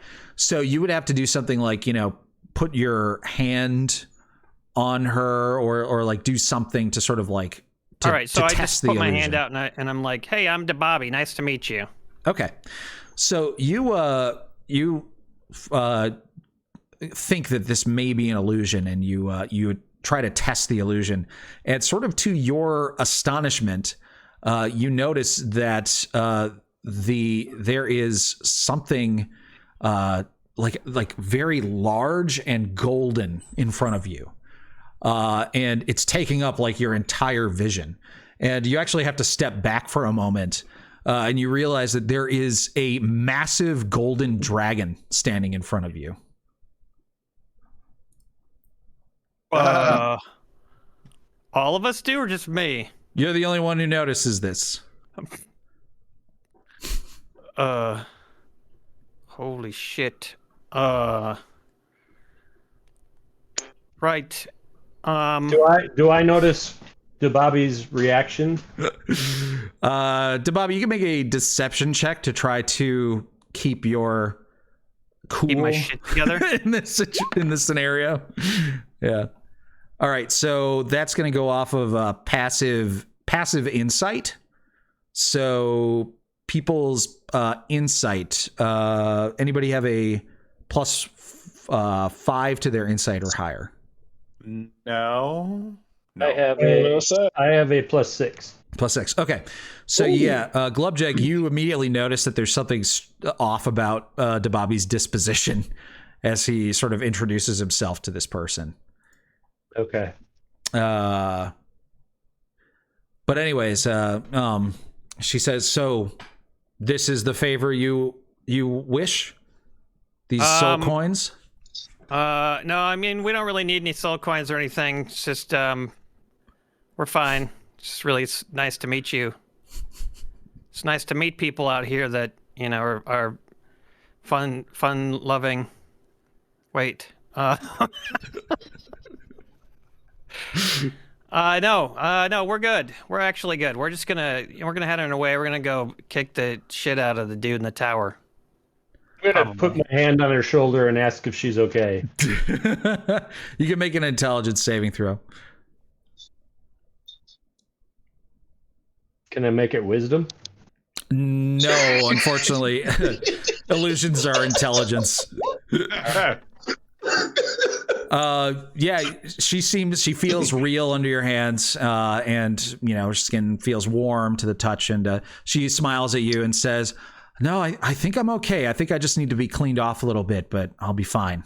Yeah, guys, I think she's fine. We don't need any sort of reward. We don't need any, gold at all. Nothing golden. We don't need anything for a reward. We just do this out of the goodness of our own hearts, like to save people. Do I pick up on what he's saying? You have picked up that everything is weird about, like, he's clearly there's something weird going on with him. I mean, we wouldn't need any sort of gold or like anything to drink out of, like flagons, things that rhyme with flagons, stuff like that. Oh, I see what you're saying. We don't need any of that. All right, everybody make an insight check. Oh boy! All right, come on! Look into the heart. That's that. Your heart. Okay, I don't know. None of those are good enough. Yeah, you don't get that he is implying that this is actually a gold dragon. Well, you just think that Dababi's acting really weird. Guys, let's get real for a second. Okay? Because right now, I don't feel... It doesn't feel real around me. Yeah, you don't seem real. Did you have a stroke? She picks up her backpack and puts it on and says, well, thank you so much for helping me. It really was a good gesture. I wish you the best of luck in your travels, and may Bahamut watch over you. And she begins to walk away. Right. Bahamut. Yeah, Bahamut to you too, my sister. Is she okay? Like, after she's far enough away that I can whisper? I'm gonna say, guys, it was a gold dragon. Does anyone know anything about gold dragons? Should we try to get her to help us? Gold dragon? Yes, it was an illusion. She's a gold dragon. Wow. Holy shit! I know. Don't be stunned like I was for 10 minutes. We got to figure out what to do. Okay. Okay. Hey, I yell, hey, come back, Gold Dragon!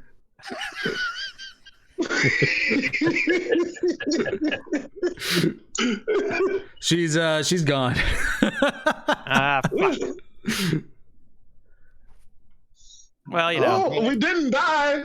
We saved her. I mean, we must have some sort of, there must be some sort of like luck of the gold dragon with us now, right? Yeah, maybe. Sometimes Sometimes a good deed is a reward in and of itself, though, right, guys? Yeah, that was the reward for sure. Definitely. Yep. That was Okay. Making as the next mercenary? No. It was a good thing I just rewatched The Witcher season 1, actually. Yeah. Oh, yeah. There's a gold dragon in that. Yep. That's great. Okay, so you guys pile back into your vehicles and move on? Yeah. Yep. All right. Yes, sir. Everybody make perception checks real fast. Perception! Oh. 0. Okay. Yikes. All right. Yeah, 0. That's crazy. Okay, so you guys, after you guys have to go kind of a long way around this big, massive lake of tar. So it actually does take you a little bit longer than was originally projected. So 2 hours later, you see the top of this tower sort of as you cross over a hill. And let me describe it for you. Yes. Wait a minute now. Yes. Yeah, okay, go ahead. Go ahead. Never mind. Okay.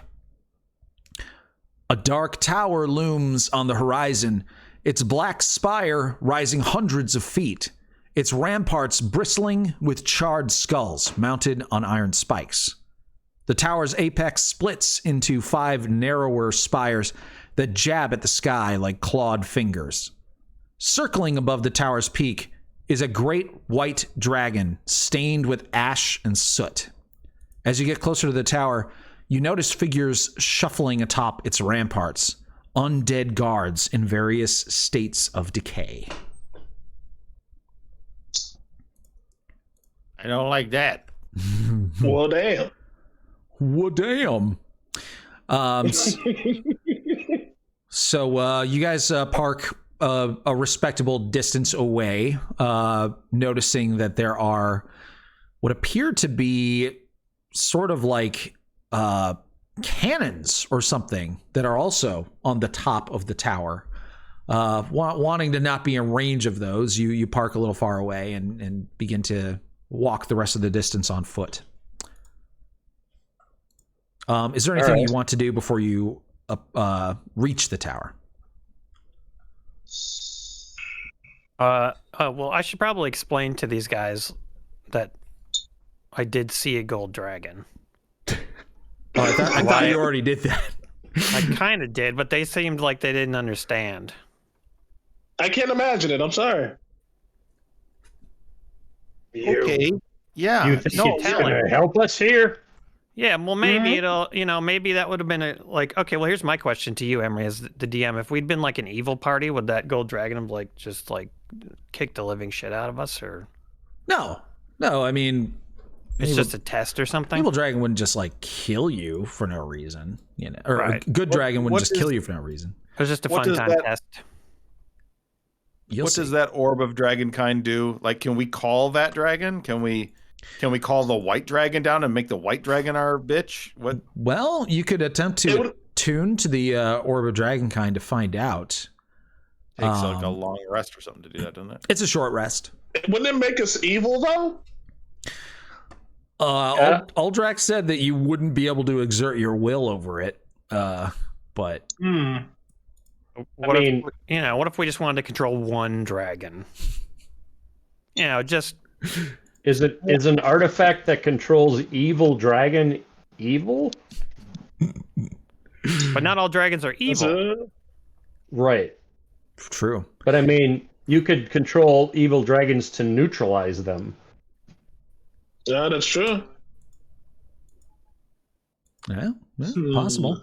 You guys don't know much about it. I mean, it's an artifact, and it's actually a little bit of trivia from a different universe, essentially from a different planet. It's from the Dragonlance universe, the world of Kryn. So this is not something that you guys would have knowledge about. You just heard. You only know what was told to you. Yeah. Okay, cool. I just figured it was worth discussing on it's to worth the tower. Worth trying, totally, if you want. It's worth trying. Okay. Yeah, we should let the paladin try it. The paladin's going to be. I'll attune to it. Let me attune to that thing. It's going to be the least pervertible. The least pervertible? Yeah. Yeah. The least pervertible. Yeah. In the summer, I like to drive taking around. a short rest out of sight. I like to drive around it in the summer in my pervertible with my top down. Okay, awesome. So you guys sort of like get back in your vehicles and park them out of eyesight of this tower. And you pull out the Orb of Dragonkind and discuss, well, you know, if this thing can command dragons, maybe it could be useful for us. And you debate who should be the one to try it. And boldly and bravely, Sir Reginald Hamstone says, I won't be perverted. And places his hands on the orb and concentrates really hard, attempting to sort of like to understand its magical properties and let its magic flow into his body. So an hour later, you guys can all do a short rest in case there's anything you get back on short rests.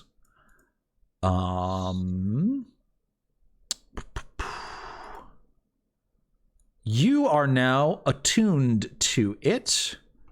Well, I do the latest Wordle during that hour. Yeah, good. How many? Roll a d6. Actually, Okay. Roll a d7. Can you do that? Can you roll a d7 in this? Try it.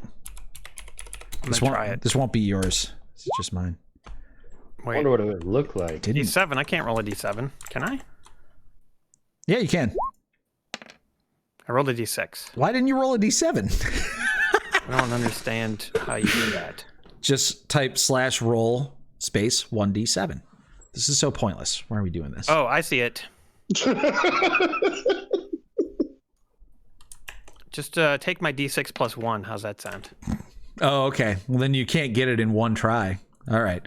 So in 5 tries, you get the Wordle. Good work. Oh, shit. That's terrible. Yeah. All right. Well, thanks for seeing that through. I'm trying to figure out exactly what happens. Okay. So you have attuned to it. I'm going to need you to roll.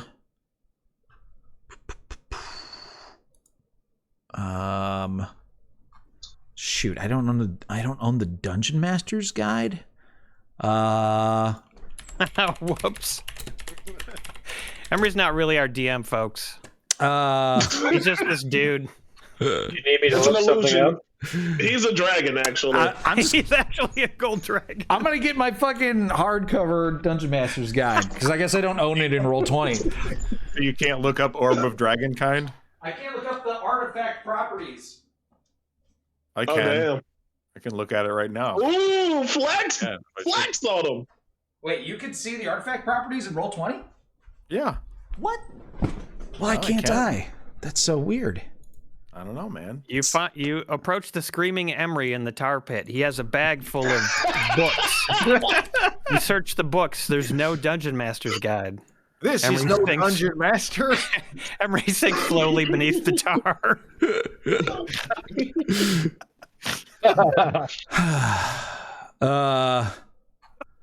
Weird. Okay, well, what's the table for rolling on artifact properties? Well, it has random properties. It has does. 2 minor beneficial properties, 1 minor detrimental, and 1 major detrimental. Yeah. I don't see a thing to roll though, man. Yeah, because so we have to look up the. Okay, I need to go get them. It's the Dungeon Master's Guide has a table of properties. Oh, okay. Well, when attuned to the orb, as I am, I can use my action to peer into the orb's depths. and Don't speak read its any further. I don't know how you're seeing this, but you're not supposed to look at it. Okay. I thought I Because attuned Jason to it has so the that I Dungeon could know. Master's Guide. Yeah. You I mean, I attuned to it, so I would know something, right? It told me that in that sentence. you know the command word to activate it. What is it?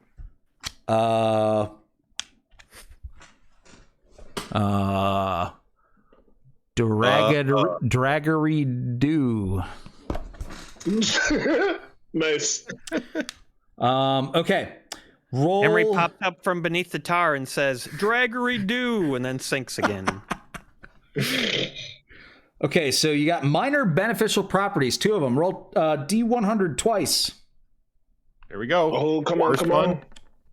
is a 66, and the second one is a 56.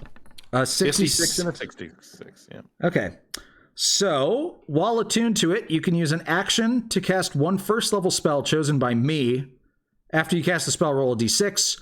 On a roll of 1 through 5, you can't cast it again until next dawn. Okay, so a spell of first level chosen by me. Okay. What's a good first level spell? I don't know. I'll think about that a little bit more. Then Animal endearment. something stupid. And then let's go with 56. While attuned to this artifact, you can use an action to cast one cantrip chosen by the DM. Motherfuck! Why do I have to make decisions? Shit! Hate having to make decisions. Okay. I'm going to say that your first level spell is Absorb Elements, which you can cast as a reaction. Otherwise, it's pointless. And then the cantrip could be, let's say, Toll the Dead. Nice, I like that one. Yep. Absorb Elements and Toll the Dead. Both are good spells. Yeah. And then, Now for the bad things. yeah, so we got 2 minor detrimental properties, I think, or... One minor and one major detrimental. Oh, okay. Minor detrimental. Roll the D100. 22. 22. While attuned to the artifact, you emit a sour stench noticeable from up to 10 feet away. He already does. Yeah, pretty much. I'm sorry. There's a new odor coming out of me. You smell like burnt flesh. Burnt dissolved flesh, like from a dragon's breath. And my other D100 is a 91. This is your major detrimental property, Yeah. 91. While attuned to the artifact, you have vulnerability to all damage. God damn it. Yeah. Don't get damaged. Oh. Okay. How does he unattune to it? Well, you just decide to not be attuned to it. All right. So, hopefully you haven't read anything else about it. No, I didn't. I didn't read anything else, Emery. Okay. Just read the thing that I said. So you know that if you say the command word, it will.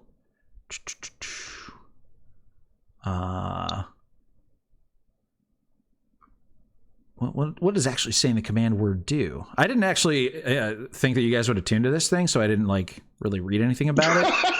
I was told not to read anything about it, so I didn't. Okay, so you know that you need to utter this command word in order to control the orb, in order to use any of its abilities. Wait a minute. You didn't think we would attune to it? I, for some reason, did not. It was a foolish thought. Wow. Okay, so, yep, you can utter the command word to use its properties if you wish. Draggery do. Okay, make a charisma check. Oh, that's fine. I got a nice charisma. I'm very careful. My mom told me. Oh. Hey, 16. Okay. You feel the orb sort of like fighting against you as you are trying to exert your will over it.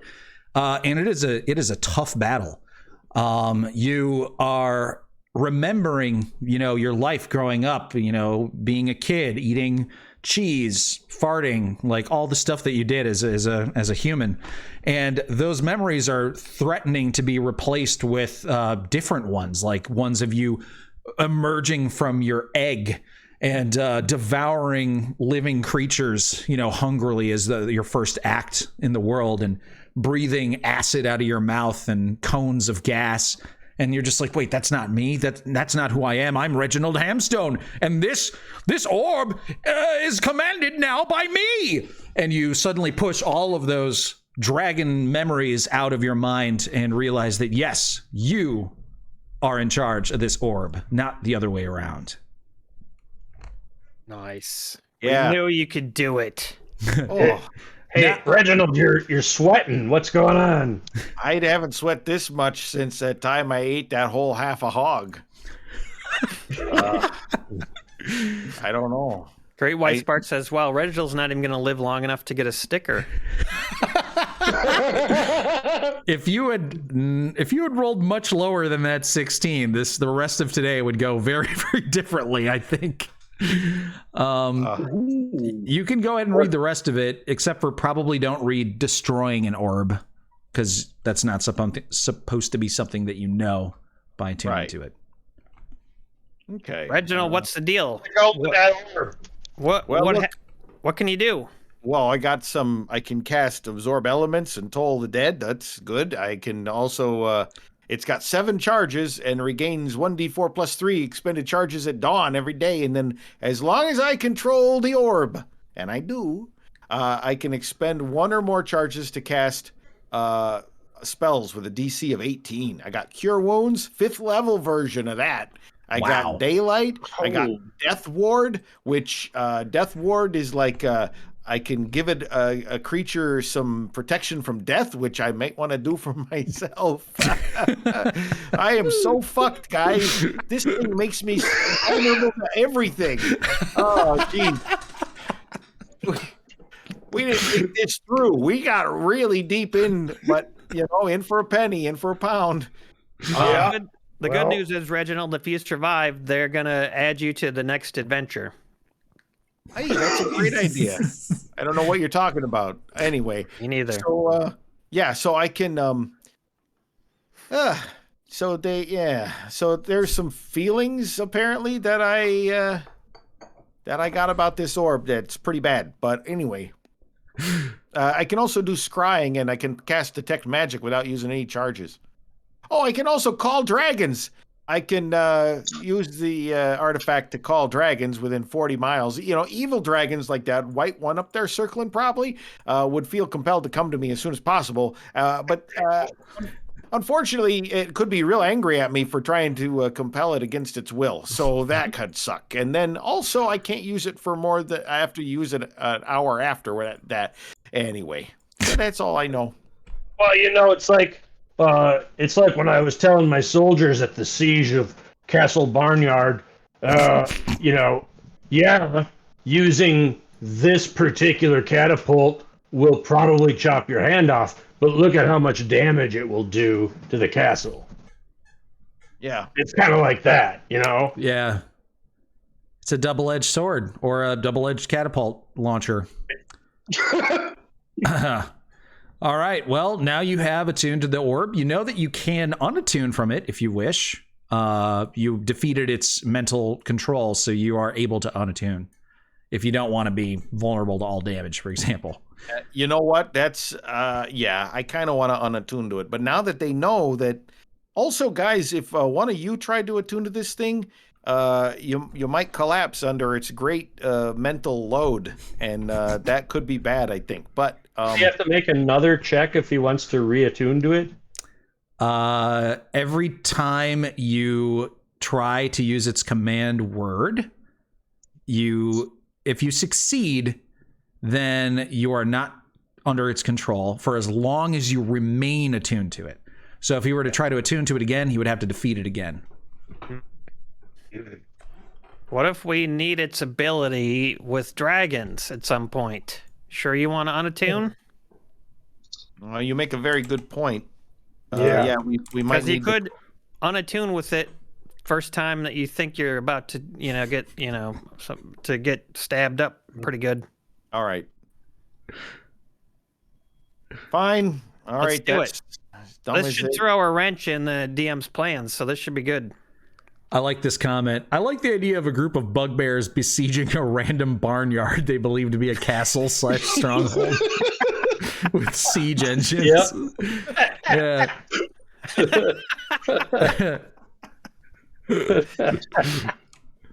Oh, awesome. We did do some stupid things back then.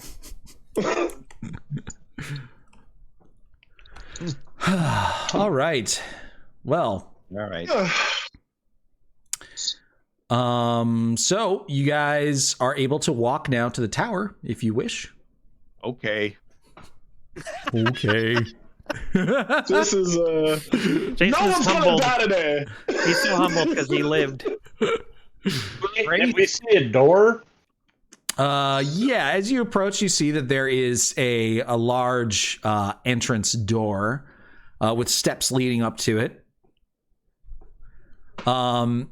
And as you get close enough now to see that door, you can't help but notice that the dragon that is circling the tower has spotted you. It doesn't appear to be doing anything aggressive towards you, but it does sort of land on the top of the tower and sort of roar and then just kind of look at you. It seems like readied to potentially jump into action, but it's not like growling at you. It's just more like, I'm intimidating. I'm a guard dog, like that kind of thing. Are there windows up higher in the tower? There are no windows in the tower. Just solid obsidian rock. Hundreds of feet up into the air. Can't you like plane shift your way in? I can. If there's no wards or anything. Plane shift wouldn't work, but like, because plane shift just takes you to a different plane. Oh, do you mean like ethereal? Ethereal step. Okay. Yeah, you could walk through the walls with etherealness. Also, Dion just got a spell that would allow 2 people to teleport as well. Oh, dimension door. Yeah. But there also is a regular door that you could probably just get inside as well. I almost took meld with stone. Yeah. All right. Well. Hey, just are we real just quick, you gonna guys. try to walk in? Well, real quick before we do that, what do we know about white dragons? Can we make checks or something? Or? Yeah. So white dragons, that would be an Arcana check. Oh, I know. Or nature. Arcana or nature. Oh yeah, I know all about white dragons. I just remembered. Let me tell you all about it. Wow. Okay. So you remember that white dragons are the least intelligent kind of dragon. They are very like brutal and feral almost. I mean, as far as like dragons go, they're still like above human intelligence, but their personalities are very aggressive and very animalistic. They tend to just focus on wanting like something and then just ignore everything else while they try to get it. They make pretty decent like pets as far as dragons go, because they can easily be led like, carrot on a stick type of thing. Whereas a lot of the other dragons have a bit more complicated desires. And so if you prove to a white dragon that you're very strong and that you can continue to give it what it desires, then it will follow you and not really betray you. So they also breathe cold, and they are immune to cold. And they're fairly strong, although they're actually also the weakest of the evil dragons, as far as like overall danger. All right. And this one, I should probably tell you how big it is, because that will probably make a difference. It is an adult white dragon, so that's one of the largest types of dragons. Yeah. Pretty powerful. And that's his pet. Oh. Oh. Possibly. Well, we haven't went through the door. Can't you like control this pet now or something? It'll hate me. It'll want to eat me up. It'll just eat you. Can you like summon that gold dragon? Now's not the best time for that. Are we just going to try to walk in the door, guys, or what? What are we doing? I think we're all dead. Yeah, let's go. Let's go in. So yeah, you guys approach, and you reach like the bottom of the stairs leading up to the door, and the door actually opens. Hey. And thank goodness.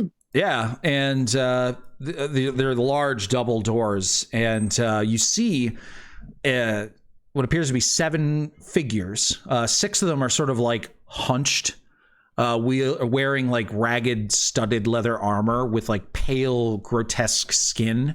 You recognize them immediately as ghouls, undead. But the 7th figure in the middle of all of them is a turtle. Turtles are like turtles, but they're like humanoid turtles. This one is pretty freaking creepy looking though. He wields a large like staff that is like a double-headed skull on the end of it, like a big like mace. And out of both skulls is like this green mist that just pours out of it constantly. And then you can see even from here that his shell is carved, like very intricate carvings, like almost like his entire shell has been like tattooed. You can't quite tell what all of it is, but it seems like mystical, magical, evil type of carvings. And let me see if I can find a picture of him, because he is really fucking cool.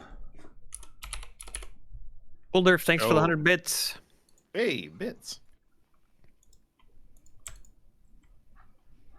In fact, let me move you guys to a different map here. Thanks. You're welcome. What a gentleman. You guys won't be able to see anything for a moment. It'll just be black. But that will change. We're all gonna die. Get the bucket.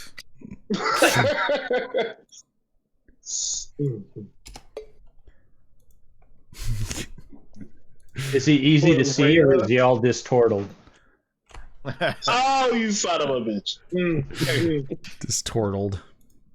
You asshole.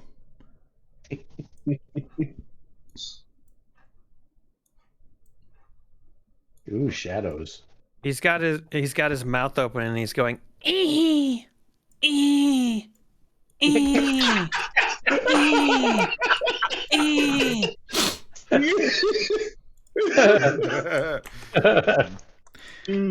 So you guys aren't actually standing in this room yet. I'm just setting you up here so you can kind of see.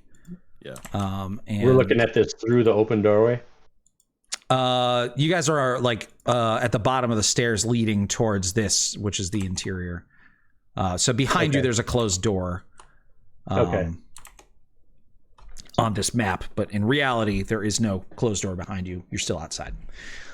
Okay. And then let's see if I can get this guy to look cool. Why is it showing up there? Okay, so you guys can see him on the map. Yeah. All right. Really see him very well, though. Yeah. Did that do anything?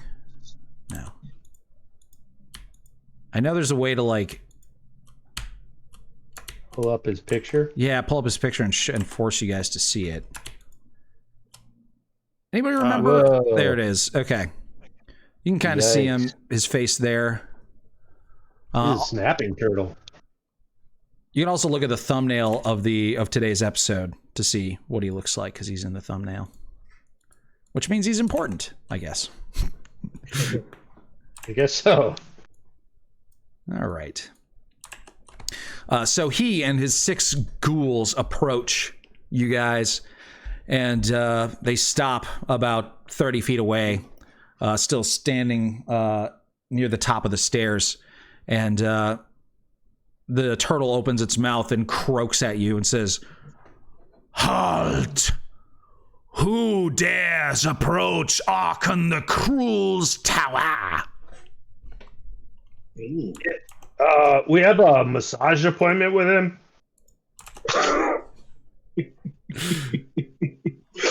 He doesn't actually say that. okay. We go by the name Gorgeous Phoenix Brigade. And who may ye be? Sorry, the map's going all crazy, guys. I am Krull. Who is this Gorgeous Phoenix Brigade? I've never heard of you. Well, you are not tuned into the streets. We are the hottest group of heroes around. You should ask somebody who knows somebody. You'd be very impressed with what we've done all over Alterel. We are here to speak with the big guy. You peons should move aside for your safety.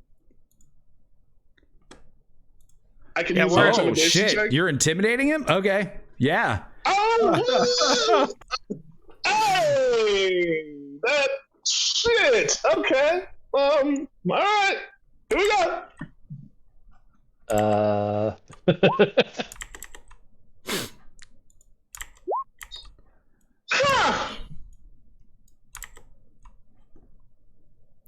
All right. So you got an 8.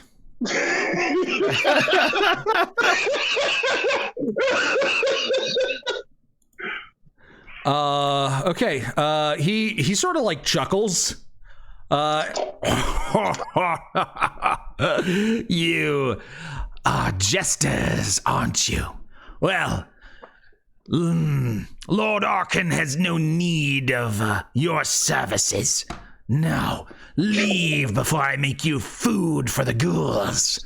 And he turns around and begins walking back up the stairs. And the ghouls sort of like giggle and laugh as well as they turn around and walk up the stairs. All right, I guess we'll have to take this. What? Wait, can you do an impression of what the ghouls sound like when they giggle and laugh, please?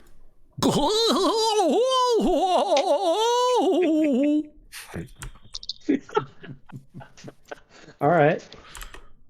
Hey, so how does this stairs work? Is it like a central stairway all the way up?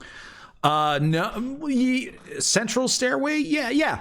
It's a central stairway all the way up. Yes. It's like inside a column or. Okay, so no, it's like you're standing outside of the tower looking up at it. There's like stairs like at the front of like the Capitol building or whatever leading up to the entrance. Okay.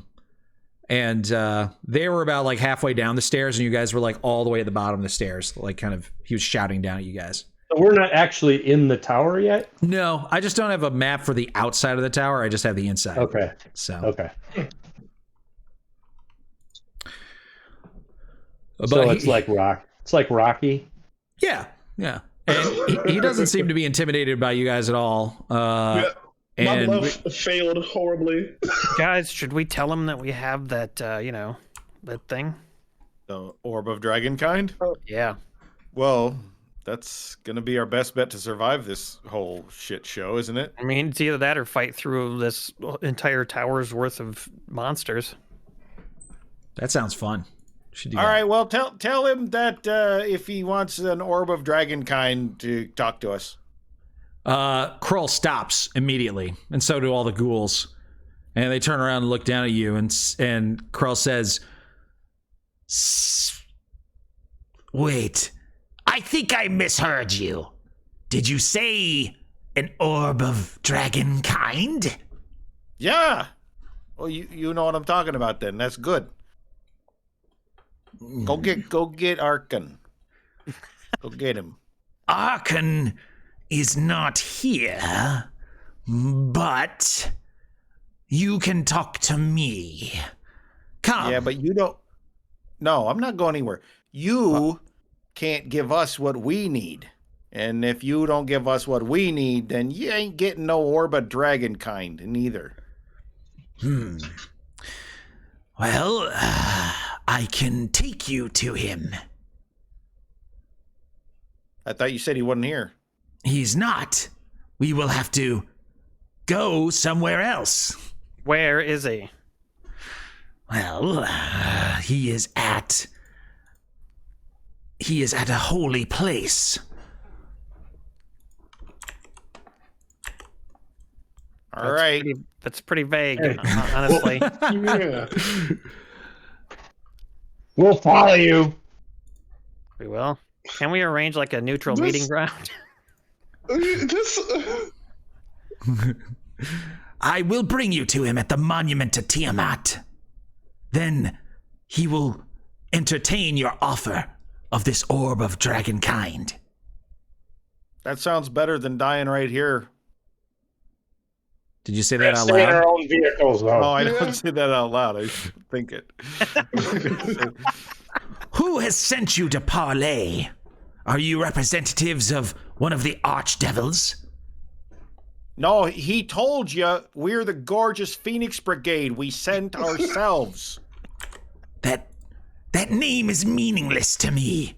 Well, it means some shit now, doesn't it? We walked in your front door. You're going to take us to Arkhan. I'll intimidate you, you fucking turtle. Uh-oh. Reginald's getting cocky. Okay. He scoffs and says, Fine, we'll go to Arkhan. I will guide you to the monument of Tiamat. Follow me.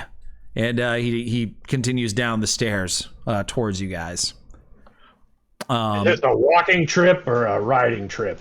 It is a walking trip. Well, we'll drive slowly behind you in our vehicles. Fine.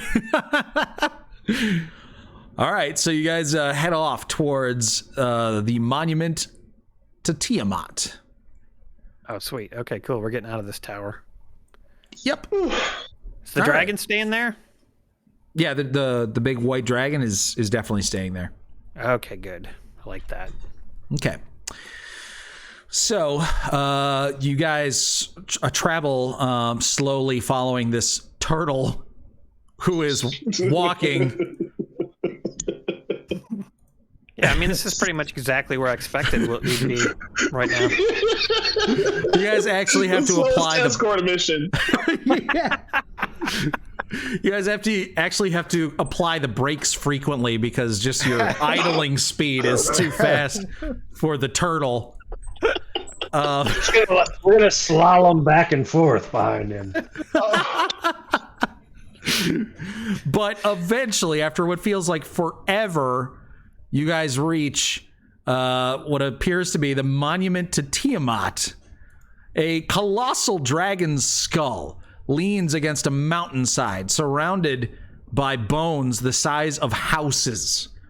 Acrid smoke rises from the skull's maw. A military tent has been pitched among the bones, and parked next to it is a two-wheeled infernal war machine. We lost someone. Brad said be right back. Oh, son of a bitch, turn off his freaking camera. Jason's the leader now. Yeah, Jason, you have to describe it now. I got my headphones on. Okay. Brad's got his headphones on. Okay, so you walk up to the tent and you smell beans cooking in a pot on a tiny cook stove outside. Just then, a giant, just the biggest dragonborn you've ever seen, he comes out of this tent. And he's just like, I don't know what I did. I've lost the recipe for my bean stew. And you're all like, wow, this guy. So he sees you and he goes, oh, what do you want of Arkhan the Cruel? So what do you do? Oh, man. I already like this Arkhan guy. Yeah, got character. All right. Are you going to be back soon, Brad? Mr. Wumbo says he's pounding one out to the idea of this dragon graveyard.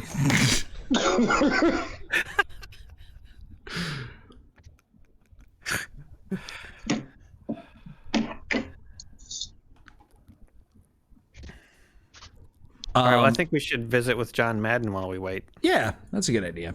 Dun, dun, dun, dun. Oh, Hey. There he goes. there he is. I got my dungeon pizza. Yay!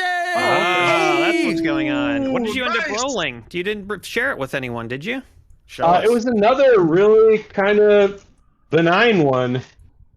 Classic Italian sauce, provolone, Canadian bacon and breakfast sausage, green peppers, green olives. Oh, God, that sounds great. Sounds pretty good, yeah. So as you guys approach this encampment, you see a dozen white creatures approaching you. They're scaly. They look very much like dragons, but dragons that are able to walk on their hind legs, and their forelimbs are extended like and almost like hands.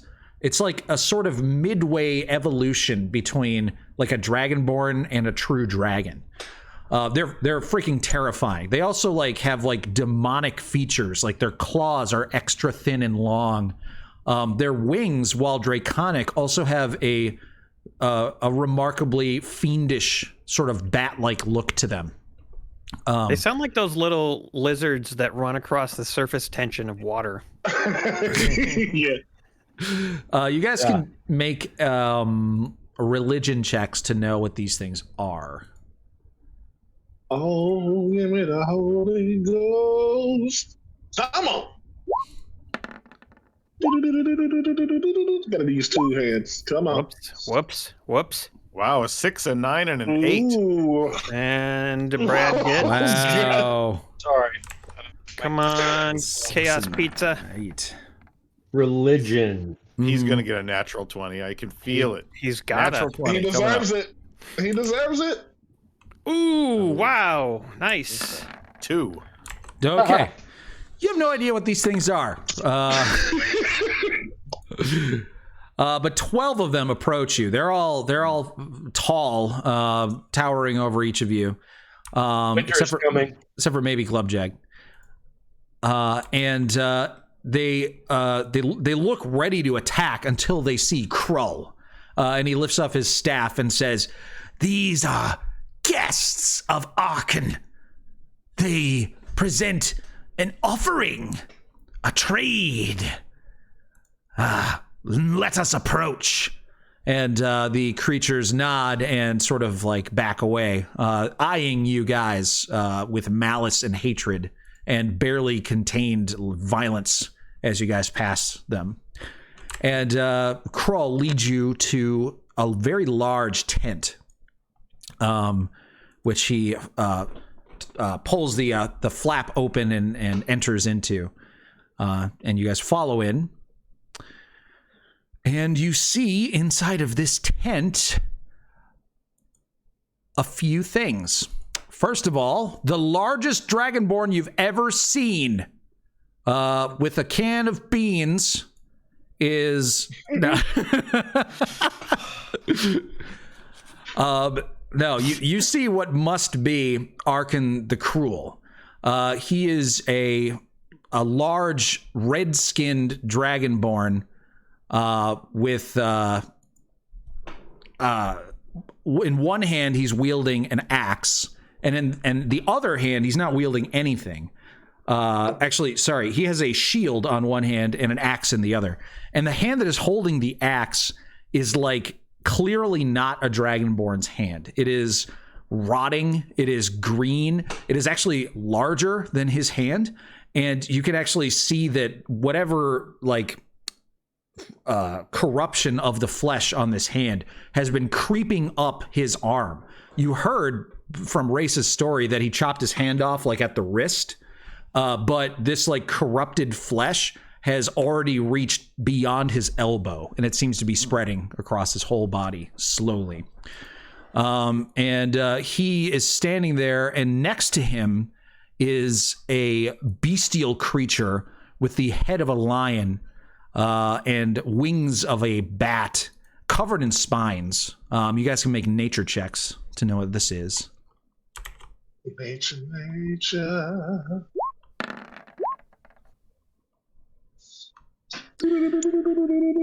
Not looking. Oh, there you go. Hey, we got a good one finally. Race, you recognize this as a manticore, a monster with the body of a lion, the head of a vaguely humanoid lion, and the wings of it's the wings of a dragon, not a bat. These things are evil predators that are intelligent. They are more than animal intelligent, but less than human intelligence. And they tend to serve powerful evil creatures as well, who can use them as mounts or just as pets. They actually are kind of like the white dragons in the sense that if you are able to give them what they want, they will serve you loyally like a dog. So it is sitting there next to Arkhan, and he walks up and says, Yo, Krull, what are you doing here? Who are these guys? And Krull says, Master, I have brought this Gorgeous Phoenix Brigade all the way from your tower. They have something you want. And Arkhan says, Really? Well, don't waste my time anymore. Show me, guys. We got an orb of dragon kind. Now, before you start trying to kill us, let me explain something to you. We don't want no beef with you nor your dragons. Or if you have more than one, I don't know. But you will if you get an orb of dragon kind, and that's a very flawed bit of logic on our part, but we really need to get a couple of drops of that blood of Tiamat from... Are you wearing it on your neck, your necklace? You got it? I mean, yeah, I have the blood of Tiamat. That's what you want? We don't want it. We want you just to drip a couple of drops on the ground. Prove it. I'm not going to spill the blood of Tiamat on the ground for you right now. Why don't you prove to me that you have the orb of dragonkind? Okay. Reginald, give him a taste. Gregory do. And yeah. Okay. So you pull out the orb. Yeah. Yeah. So you pull out the orb and it glows and it fills the entire tent with this reddish glow. It's actually the color changes to represent all the different colors of the chromatic dragons, and you can see like it reflecting in his eyes. If this were a movie, there would be like a nice close-up shot of Arkhan's eyes, and you could just see like the orb like in his eyes, and he's just like staring at it, like mouth agape, clearly impressed. So he okay, so we're here making a deal with him. You seem like a little stunned about this. I am. So he says, well, that is an orb of dragonkind, and I do really want it.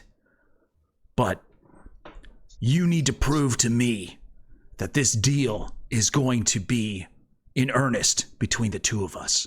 I need to know that you are not going to betray me later and get it and try to take it back. Exactly. I mean, at what betray you? Like, why would we want to betray you? We don't even know you. And I don't even know you. Yeah, right? Right. I don't trust you. You don't trust me, right? That's right. Okay. Yeah. So, I need you to kill a good creature for me. That shit's not going to happen. Why not? Because that's not what the Gorgeous Phoenix Brigade is about, Arkhan. So, wait a second. The Gorgeous Phoenix Brigade is about giving Arkhan the Cruel a orb of dragonkind, but is not about killing innocent, good creatures. Is that what you're trying to tell me? Not ourselves, no. So you're okay with the indirect murdering of innocent, good creatures as long as you're not involved? Well, look, it's going to happen regardless of whether or not we want it to. Have you looked around? That's true. I'm gonna need you guys to make a persuasion check. Ooh, come on, baby.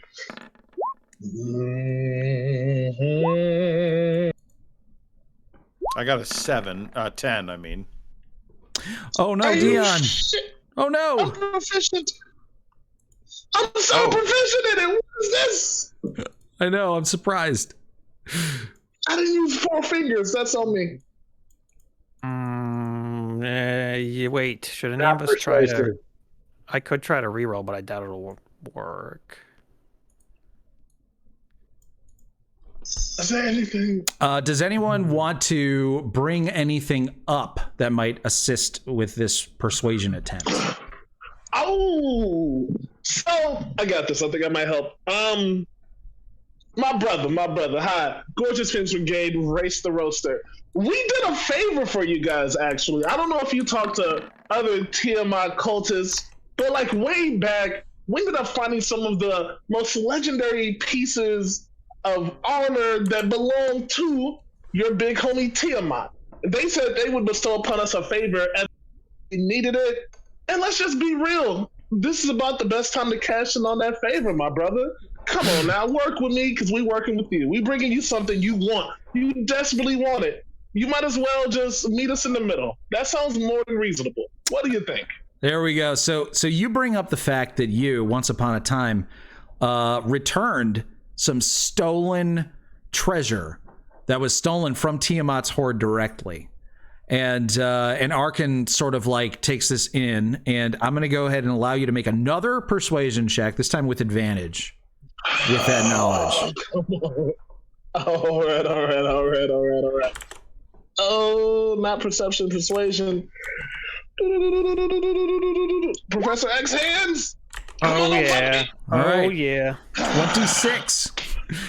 So Arkhan listens to your story and says, "So you are bad guys after all. You just don't like to get your hands dirty. I can respect that. I only have one hand that can get dirty now. My other hand is constantly dirty, and I don't like it very much either." Well, Exactly. Yeah, fine. We have an agreement. You give me the Orb of Dragonkind, and I'll give you Tiamat's blood. He Oh, wait a minute. I think that's a little lopsided. What? Oh, shit. I mean, seriously, it's, you know, we're giving you a very powerful artifact, and you're just giving us a little blood, you know? There's something more in it for us. This is the blood of Tiamat herself. This blood is holy, unholy, I mean. Do you understand how little of this blood has ever been shed in the entire age of the universe? No, didn't know that. No, of course not. It's not like she has monthly periods or anything weird like that. You try getting Tiamat's blood, okay? I guarantee you it's way harder than getting a stupid Orb of Dragonkind. Why do you have it? She gave it to me as a gift for being such a badass follower of hers. All right. Well, you know, it seems like it's probably pretty valuable. So just how do we kidding. do I this bought exchange? it. I bought it from her. I bought it from her. From her. She was selling it. It's like streamer girl bathwater, but it's a dragon girl blood vial. Oh wow! I didn't know Tiamat streamed. How do you think she keeps such a big horde, man? It's dudes like me supporting her. Is she just chatting, or does she have a game she likes to play? She likes to play a lot of games. She likes to play Among Us, and each of her heads is one of the characters. By the way, what frat did you go to? Try Gamma, yo. Gamma, gamma, gamma. GGG!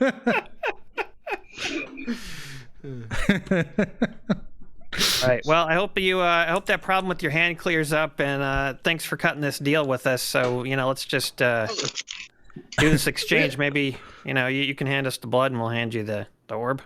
He reaches up and takes the amulet out from beneath his heavy armor and opens it up, and inside is this tiny little vial with this like very dark red liquid.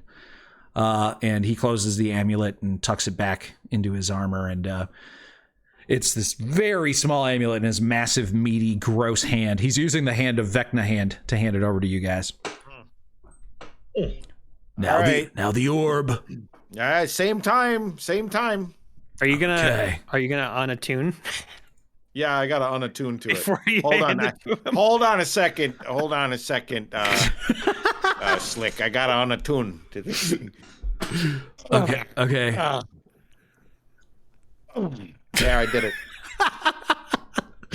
You guys awkwardly hand each other the the items, and he takes the orb and he's like, "Oh yeah, oh fuck yeah, bro!" And he like lifts it above his head, and he starts to like curl it in like one hand, and then he's like, "Oh yeah," and you just hear him as you guys are escorted out of the tent, and he's like, "Oh yeah, bro, yes." And you can hear him still screaming that kind of stuff as you walk down towards your infernal war machines. All right, well, good job, guys. You got the vial of Tiamat's blood. Yeah, nice and quick, just like I said it would be. Hey, Shield, what do you think about that whole transaction? You are doing well, young Padawan. Yeah. This is the first time we got something that allows us to go back and retrace our steps. Yeah, That's so Shield, true. it was a good suggestion, but we kind of had to think of it ourselves in order to do it, You can't really, tell us. True. Yeah, you're right. I should stop giving you advice. You always take the opposite of what I say. I should start telling you the opposite of what I want you to do. Yeah. You That's tell us, smart. what you think would be the good thing to do, and then we'll do the bad thing thinking it's good. Right. Perfect. But now that you know that I know that, won't you just assume that that's what I'm doing? So then No, because I might think you're bluffing. Right. So does that mean that I should then tell you what I want you to do? Or now I'm confused. Never start a land war in Asia. All right, well, what do you guys want to do now? You got the vial. You made a deal with Arkhan, gave him an orb of dragonkind. Who knows what he's going to do with that? And you have the Tiamat blood. All right, let's go back to Spiny Hotep. Yeah, it's time to Titanize him again. Will he help us with stuff? We should really be trying to convince him to be our buddy or something, right? Oh yeah, I mean now when we go back, Race can sweet talk him, and maybe Glubjeg can give him a rub down. I don't know what happens. But... Are Titans strong enough to lift cities back up into the? Yeah, I was just going to say that. Good question. Yeah, what do we know about Titans? Can we do a check here? You already did one at the end of the last session. I know they lost to the Bengals. And they had the top seed in the AFC. Yeah. It's a tough team to beat. Yeah. Yeah, so maybe they could go the distance. No, I don't think so. Hey, boom. Sometimes Titan loses his blood. He gets angry. All right, well, you guys pile back in your infernal engines and begin to drive back. And I need another perception check from everyone. Ooh, let's see. Oh, Dion got a natural 20. Ooh. Damn, he keeps rolling those. Okay. Yeah, he's on fire today. 3 in a row. So Dion, so Race and Sir Reginald, you guys see something up in the sky as you're driving away from Arkhan's tower. It appears to be a dragon, very, very high up. It reminds you of the time that Glubjug earlier in the day had pointed out that there was a dragon flying around. This time the dragon appears to be going the direction that you guys are coming from, like it's heading towards Arkhan's tower. Has it been an hour? It would take him an hour to attune to that thing, right? Yeah, it's been over an hour since then. Oh shit. Uh-oh. Oh shit. He's attuning to it. He's attuned to it. Fuck. Okay. We gotta go. Hammer down. And you guys start seeing multiple other dragons being sort of like flying up in the air towards him. Apparently there's a decent number of dragons down here in hell. Who'd have thunk it, considering Tiamat is trapped here? Oh, yeah. I didn't think this was going to happen quite so quick. Yeah.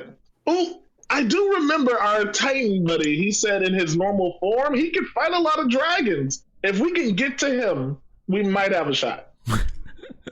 Yeah, So we have to break the speed limit. He's just gonna make him fight a bunch of devils anyway. So yeah, you guys suddenly feeling a little bit nervous about all the dragons you're seeing flying towards Arkhan's tower. Put the pedal to the metal and turbo boost your way to Uldrak's grave.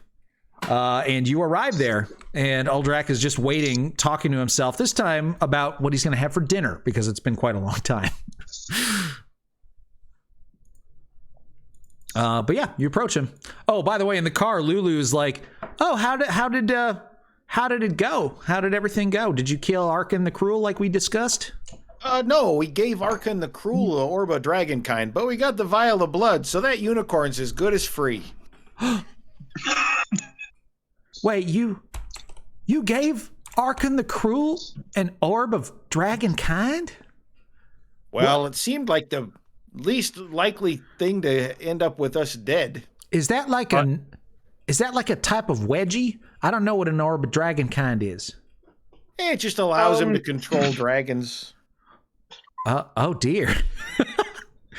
Reginald, he's just joking, Lulu. It doesn't really do that. It just looks cool. He's Some just more gonna of that emo humor. use it in one of his sculptures or something. It's no biggie.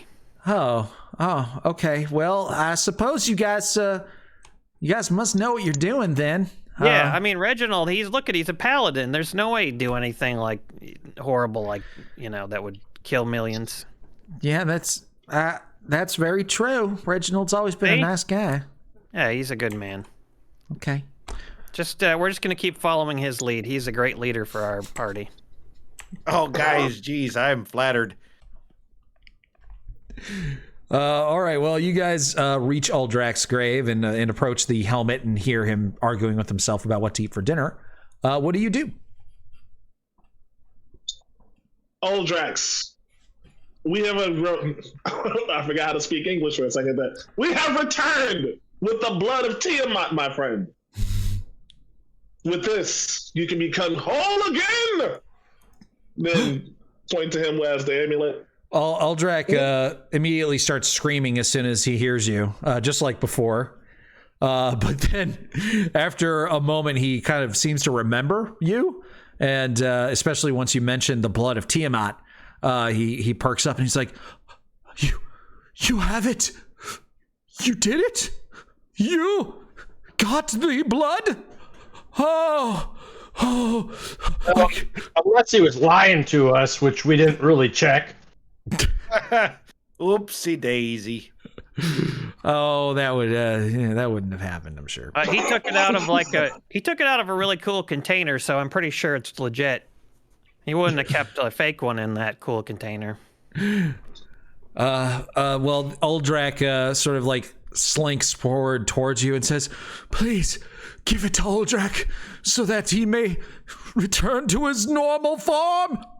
Well, now, wait a minute. What happens when you return to your normal form, Uldrak? What is it that you wanted? I don't recall.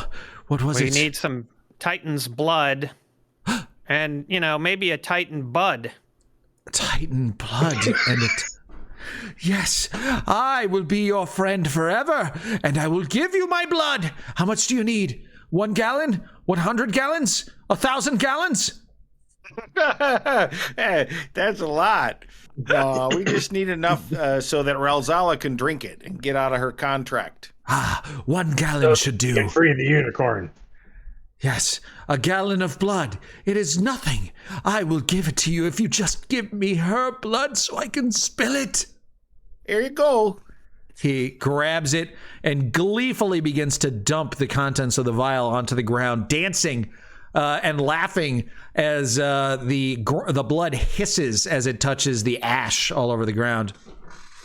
And you guys are suddenly pushed back by like an explosion of flesh as he begins to grow to an enormous size, and you guys are flung like 50 feet backwards, and there's just ash everywhere. And as you, let's see, you guys are each going to take a little bit of damage here. I'm going to suggest that we move. 8 bludgeoning damage. But as you look, you see that there is now a massive, massive figure looming in front of you. It's got deep red skin, but it looks very much just like a human, but like a very beautiful human, like a statuesque person, completely buck-ass naked, standing there, like 500 feet tall. And it looks down at you guys and sort of grabs its sword, its humongous sword, and rips it out of the earth, sending more ash and rubble flying everywhere. And it sort of like walks, just takes a little half step, which to you guys is like 50 feet. And then it plunges its sword, the tip of it, into its toe. And out of it pours like gallons of blood just onto the ground. And I try to catch some of it. A bucket. A bucket. You grab your safe. Oh, yeah, we got buckets. You grab the bucket that used to contain Clem. Yep. And now it contains a gallon of Titan blood. Very generous of you. I better try to seal that up. Do we have like a sealable container, like a vial or something? Well, you have a very small vial that used to contain Tiamat's blood. We'll put some of that Titan blood in there then. Okay. We could probably sell the rest of it for a lot of money. Rest of what? The Titan blood. Oh, the Titan blood. Yeah. We should It is definitely. pretty rare. Yeah, we should try to trade it for some diamonds. Hey, would you like to join the Phoenix Brigade? He sort of like looks down at you and says, "What?" I said, do you want to join the Gorgeous Phoenix Brigade for a while? It sounded like you said, do you want to join the Tiny Penis Brigade? Which is what he would be doing if he joined us, because he's got a massive one. I can't wait till he pees in the mouth of evil.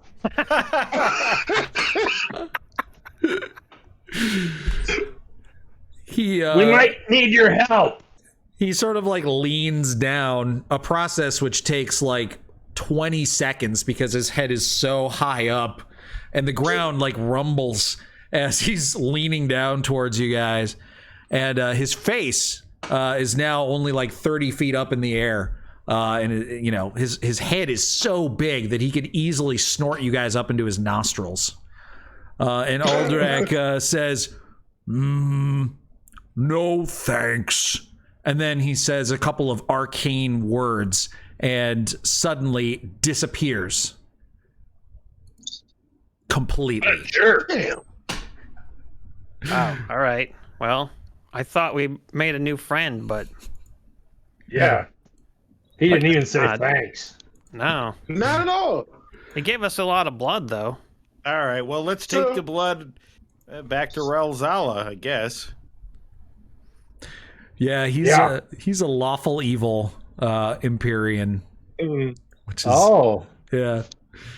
Okay, I didn't know there were evil titans. Yep, they're the children of gods, and so any kind of god can. Manflesh says, "Wow, you lift a curse off a guy and he ghosts you. Not again." Yeah.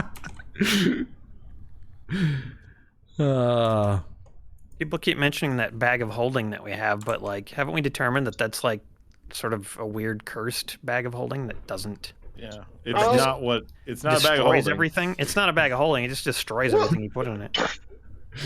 I thought it only destroyed the living material. Things. Everything else was fine. Yeah. What about Titan's blood? No, that's organic. No, we're carrying it. We're gonna carry it. We're carrying that. Fine. Okay, we could probably even sell the vial that had Tiamat's blood in it. You know, like there's some probably residual blood in there. We should keep that. Yeah. All right, I'm gonna write that down. A vial that may contain residual drops of Tiamat's blood. I put the Titan's blood in it. Oh no, we didn't let you do that. Oh, now it's all mixed in. Ah, bummer. We don't need to put it in there. We got a bucket. Now it's Titan Mott. Let's go back to the demon zapper. Yes, please. Finally, 5 months later. Oh wow! I really didn't think we were going to wrap this all up today. But it certainly seems like we're finally going to wrap up this mission here, this quest. I did want to check in that side of the tower. I bet there's lots of cool stuff. But well, luckily, Reginald is a paladin, but he's also very dumb, so he just does evil stuff without realizing it. Yeah. And horror really understands my challenges. So horror cuts me a ton of slack. Well, plus, is it really that evil to help an evil being in hell get more powerful so that it can fight other powerful evil beings? Yeah, I mean, that's going to happen anyway. Well, yeah, I mean, I hope this unicorn doesn't turn out to be some sort of evil weirdo unicorn, because that'd suck. That would be ironic. Yeah. Just our luck. He's a polymorph Tarask. Well, maybe this unicorn will be our friend now after we've literally gone through hell. It fucking better, or I'm gonna kill a unicorn. I promise. I swear to God. If it disappears, definitely. Okay, well, you guys make your way back. You figure, okay, so we did that thing. We got the blood, which then we were able to get the other blood. And then what was that blood for? Fuck. Oh, right. It's the Dow. She's gotta what, drink this shit? Oh, okay. So we gotta go back to the demon zapper. So you guys plot out your course using the map. You put in your last soul coin so that your vehicles can make the journey. And you head out for another big, long road trip. And this place is actually quite far away, so it takes a couple days for you to get there, and you're starting to run low on soul coins, but you finally manage to make it back to the Demon Zapper, which, in case you guys forget, is this really large structure that kind of looks like almost like the mandibles of a beetle sticking out of the ground, and sort of like between the very tips of these mandibles is this glowing white orb that, and then anytime any sort of fiend like a demon approaches it and gets within 100 feet or something, this glowing orb shoots this bolt of just pure white light that just disintegrates whatever it touches, which is why it's called the Demon Zapper. But you guys arrive and it doesn't zap any of you, and now you're standing in front of the Demon Zapper. What do you do? Where's our... Oh, wait. Was the unicorn, viewable before, or do we have to, have that dude summon it? It was in that, sphere. Yes, it's in the orb. They couldn't hear us, right? So we were just pretty much shouting at glass or whatever. Yeah. It could hear us. We were communicating with it. Oh, okay. Yeah. The Tao is not there, but you recalled that you were able to summon the Tao when you essentially attacked the structure. That's when Ralzala appeared to sort of like fend you off. I'll start beating on that orb with my sword. Hey, Ralzala! All right, so your sword bounces off of the metal that the structure is made of, causing no scratches or anything. But the ground begins to shift, and abruptly, Ralzala erupts from it, wielding her massive hammer, and is about to strike you down with it when she's like, "Oh, it's you guys." Yeah, we got some Titan blood for you. Seriously? Yeah. Are you serious right now? Yeah. Yep, right here. Yep. Here's a We're vial. really powerful. You pull up the vial or whatever of it? Yeah, we're not going to give her all of it, just a little bit. Okay. Oh, wow. I seriously thought, and she begins to like cry. She's like, I thought this was never gonna happen. I thought you guys were just gonna leave and forget about me, but you came back with the blood. We're the Gorgeous Phoenix Brigade. We're all about doing very good deeds and helping people, and that's why we did this. We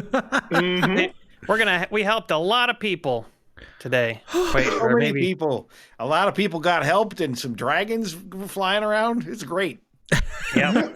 A lot of dragons got help We met a frat boy. It was cool. with a messy arm, a dirty arm. Dirty arm. What a dirty arm. Ugh. He was. Wow. So you're gonna drink it? I have no idea what you guys are talking about, but yes, 1,000 times yes, I'm gonna drink this blood. Oh my gosh! She takes it and she puts it to her lip, and she sort of like pauses for a moment and sort of like looks around as if taking like one last look, and she's like, "All right, here we go," and she drinks it. She chugs it, and like nothing happens. And then she's like, "Okay, the contract's broken. Nice." You can just sense that? Yeah, I can just feel it in my bones. The contract's broken. All right. Yeah. Good job. Can we get moon color on that? Were you guys expecting like this big, like massive, ridiculous thing to happen, or? Yeah, no, I don't know. I mean, we don't really have expectations anymore for anything. So. Well, yeah. I mean, yeah, sure. You guys can here. Let me just get her out for you. And she just takes her hammer and then smashes it into the structure, which then just shatters like in one hit, and the orb just slowly descends down to the ground. And she takes the hammer again, lifts it up, and crashes it down on the orb, which then shatters into a million little fragments. And Mooncolor, the unicorn, is like, "Oh my god, I'm free! Thank you guys!" And she starts crying too. And unicorn's tears. I get a little like. Bring out the vial. I get out a different vial and put it underneath. You guys are just collecting all the valuable liquids. Dow tears. Just all the fluids. Dow tears aren't by any chance diamonds, are they? Is that what True Goblin said? Yeah, that was a good one, True Goblin. Oh, wow. That's pretty genius, actually. That's genius. Well, she turns around and there's unfortunately no diamonds coming out of her eyes, but she says, "Listen, what you have given me is worth far more than simply freeing this unicorn. You've given me my freedom from an eternity of servitude. Please, what was your quest again? I need to help you in some way. We're trying to get this entire city that's been sort of descended into hell back up where it belongs. Helterel. Okay, you need to save Elturel. All right. Yeah. And what was your plan about how to do that? We were looking for Zariel's sword. Zariel's sword. Okay. Well, I have an alternative plan if you would like to hear it. Yeah. Yeah. Oh yeah, Sure. definitely. Yep. Well, Especially if it involves going and getting vials of blood from various people. We love it. there aren't many here in Avernus who would know where the Sword of Zariel is. It's only really ever spoken in terms of like a legend. But if someone would know where it is, it may be the Archdevil Bel. He has been trying to take over the position of the ruler of Avernus for a long time. And it just so happens that I know the guy. You do? Yeah. Wow, you know the Nice. Archdevil Bell. Yeah, I do. Wow. In passing. I've hung out with him a few It's a name times. dropper. Yeah. Is he the ex-ruler? Oh shit! Now you're asking me questions about the history of Avernus that I'm not prepared to answer. Wait a minute. The Archdevil Bell, do they go by Archie Bell? Like Archie Bell and the Drells? Lighten up? That song? I haven't listened to popular music in a long time, so if this is a pop music it's like question, it's from the 60s. Yeah, you would have had to have listened to it 80 years ago. So if you haven't listened for a long time, you should be exactly the demo we're looking for. right? I guess I don't. Mr. Wumbo says he was supplanted by Zariel. Yes. He was formerly the Archduke of Avernus, but was supplanted by Zariel. Why? He was deposed by her. So now he's just wandering around plainless. Yeah, interesting. He has a city known as the Bronze Citadel. Yeah, or at least he used to. I thought that was an Ifrit place. In a what place? Ifrit? Ifrit. Oh, well, that's the Bronze City, I guess. Yeah, I know what you're talking about. It's like on the Plane of Fire. Yeah. Yeah. Or the Brass City. Yeah. It's probably the brass one. Bell's got the bronze one. The Ifrit's got the brass one. It's pretty much the same. But yeah, I can introduce you to Bell. He's kind of looking to kill Zariel, or at the very least, make her jobless and homeless.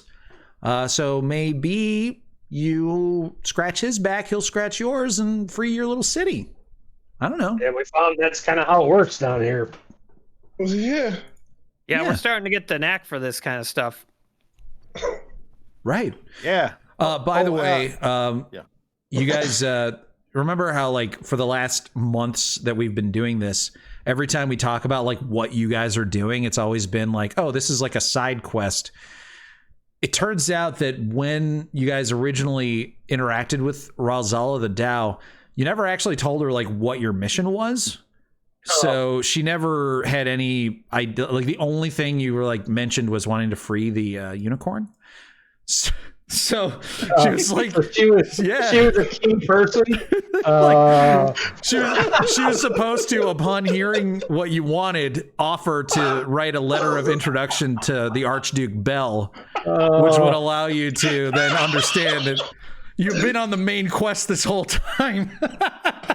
we would have missed out on so much fun. All that Titan blood would have been useless otherwise. Aaron, are you okay?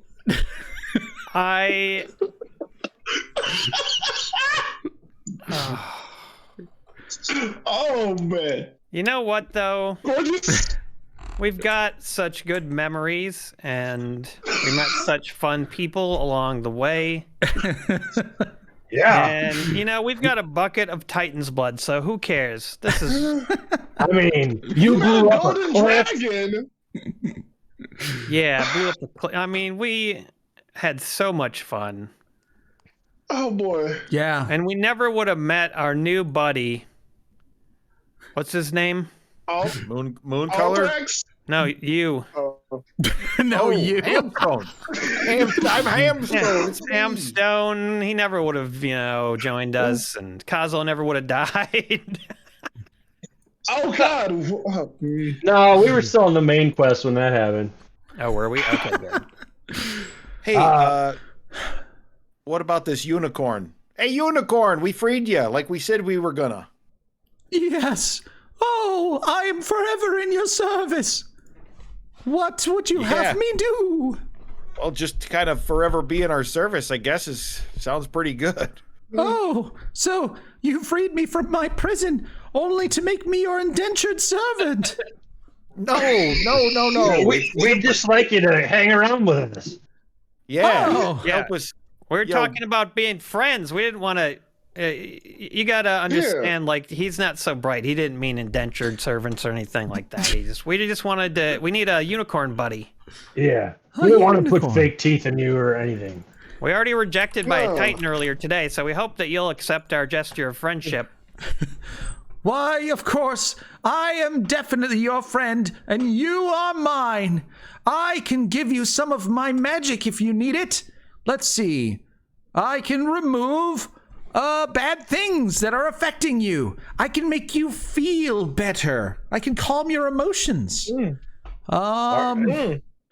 What else can I do? I can touch you and heal you. Oh, I can teleport. I can teleport myself and up to 3 willing creatures. That's not enough because there's 4 of you.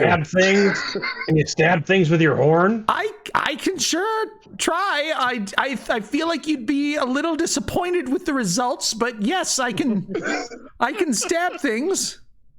But mostly I'm going to be massaging your wounds and making them feel better 3 times a day. Oh, if you're poisoned or diseased, I can get rid of that real fast. Ooh. Yeah. Oh, all right. Oh, that's great. Well, if you could hang out with us while we're down here in hell and just kind of, help us achieve our goal of saving a massive city full of people, that would be super cool. Okay. Yes, I will definitely help you. I am Mooncolor the unicorn. Unicorn. I like that. That's what I'll call you. Unicorn. Call me Mooncolor, please. Unicolor. Yeah, I got you. Color. Fine. Besides Viper color. Can I call you Moon Unit? Yes. Can I call you Moonicorn? Hell yes. Unicorn it is. Hey, Madam Dow. Yeah? We're really poor right now down here in hell. Uh-huh. You have any spare soul coins or anything for helping you out? Well, no, I actually just kind of lived under the ground, or like right here for like 1,000 years or something. Haven't really had any need for money being an element. What? Did you gather up all the demon ichor that splashes all over? No, I didn't really have any need for that because when the demons are zapped, they don't drop their ichor. It all gets disintegrated. Damn, okay. Yeah, I'm sorry I don't have any monetary rewards for you guys. Maybe let's say you were to find some sort of like large structure that had a bunch of rooms inside of it that was owned by like some sort of bad guy. Maybe you could go in there and like, I don't know, kill everything inside and take all their money. But like, I don't actually have money. Show us where that tower is with the rooms and the bad guys. I heard there's a big black tower that belongs to some guy named Arkhan the Cruel that is probably full of money. But full of dragons too, from what I heard. We sort of blew that chance. We missed the boat on that, I'm afraid. Yeah, well, I'm sure you got other things that were more valuable than money. So our friendship. Okay, never mind. Yeah. Are you going to be our friend too, or do you have other fish to fry? Good question. What plans did I have? I think those restaurants have closed. What does it say she does after this? I think she just leaves. I think she just goes away. She doesn't want. There's a pandemic right now. Careful. Let us know if you find any diamonds or anything. Send us a letter. Okay, I'm going to go to the plane of Earth, and I will never ever see you again because that's where I'm from. I'm from the plane of Earth. I'm a Dao. I do not want to spend a single moment in this horrible place more than I have to. Okay, well, well, when we go back to the plane of Earth, how would we find you if we wanted to hook up for brunch or something? Let's see. If you get to the plane of Earth, then you should use the spell Sending to contact me. Okay. And I will respond. And then we can figure out how to get brunch. I hope you like diamonds. They're very tasty, and there's tons of them. Tons of them at the plane of Earth. Oh, maybe we'll come for a visit sooner than we thought. They usually give them out for free. Like, just like, you know, you go to the restaurant, they just have diamonds and butter kind of sitting out for you. Yeah. Yeah. Use it as condiments. No, you just butter up the diamonds and eat them. Oh wow. Yeah. The most valuable stool in the universe. At Texas Roadhouse, they actually have cinnamon diamonds or cinnamon butter to put on the diamonds. It's really delicious. Really? Huh. Anyways. Well, okay then. All right, well, spread the word of the Gorgeous Phoenix Brigade all around the Earth plane. Yeah. We're trying to, you know, build up some reputation. Yeah. Okay, will do. And with that, she plane shifts away back to the plane of Earth. Whew. That's the problem about rescuing beings in hell is they just want to get out of here. Yeah, they just teleport away as soon as you help them. Yeah. But not our friend Mooncaller.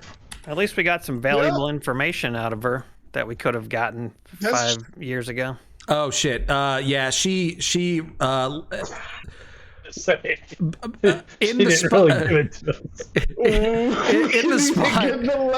in the spot where she used to be is a tablet, stone tablet. Do you guys look at the tablet? Yeah, grab it. All right. Yeah. You look at it and it is written in Infernal, which I know at least one of you speaks, Clubjag. Right? Yep. And it is an introduction. It is addressed to Bell, and it seems to be introducing you on behalf of Ralzala the Dao. This is the Gorgeous Phoenix Brigade. They have helped me in many ways, and they are now going to help you overthrow Zariel. And it's signed by her, presumably. And you think maybe if you were to bring this, that could get you an audience with Belle. Okay. Belle from Beauty and the Beast. Not excellent. Yes, and we're gonna get Belle's help to go kill Azrael and Gargamel. Will Biv and DeVoe be joining us? And what about Sebastian of Belle and Sebastian? No, but Sebastian, the fish from The Little Mermaid, will be there. Okay. Oh, nice. Yeah. He wasn't a fish, though. He was a crab. Oh, right. He was a crab. Wait, was Sebastian... Polymorph, man. Was Sebastian the lobster or the crab guy, or was he the fish? Because there was a fish, too. He was a lobster, I'm pretty Flounder sure. Was the Flounder fish. was a fish. Right. Wow. Under the sea. It's been way too long. Sure. All right. Well, guys, unfortunately, I don't have anything prepared for anything beyond this point because I was expecting to spend the next 2 sessions doing a dungeon crawl through Arkhan's tower. But oh man, wait, is there anything evil? Is there anything evil around that we could pee on really quick? Like all of hell? Is all hell evil? Yeah, most of it's I feel evil. like It's like an episode of The Walking Dead without zombies. Like we need to pee Stay on this broken demon zapper. Yeah, pee on the broken demon zapper. Diva zapper. And we're going to explain, Moonicorn, what we do is we pee in the mouths of evil. So you're now going to help us. You're going to pee. You got a lot of bladder there. So peeing in the mouth of evil is going to be a lot of fun for you. I haven't peed in centuries. Oh, Back up. Get ready for it. She squats down over the the pile of rubble, and she's like, wee! And just like rockets into the sky.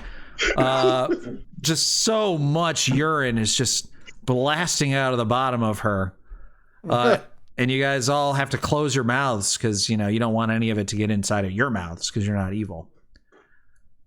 Unless urine is magic from unicorns, maybe. Try it, Race.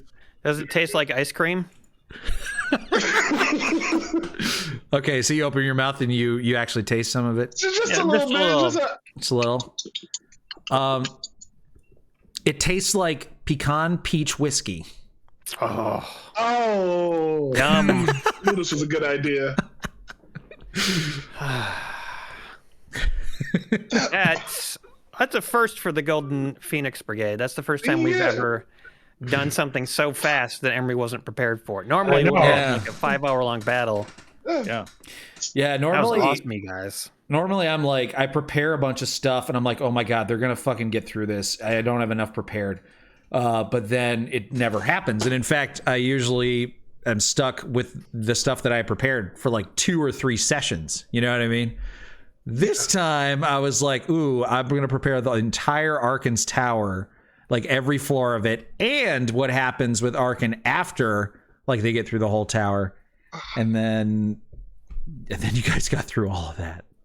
So I came this close to say let's go up the tower, but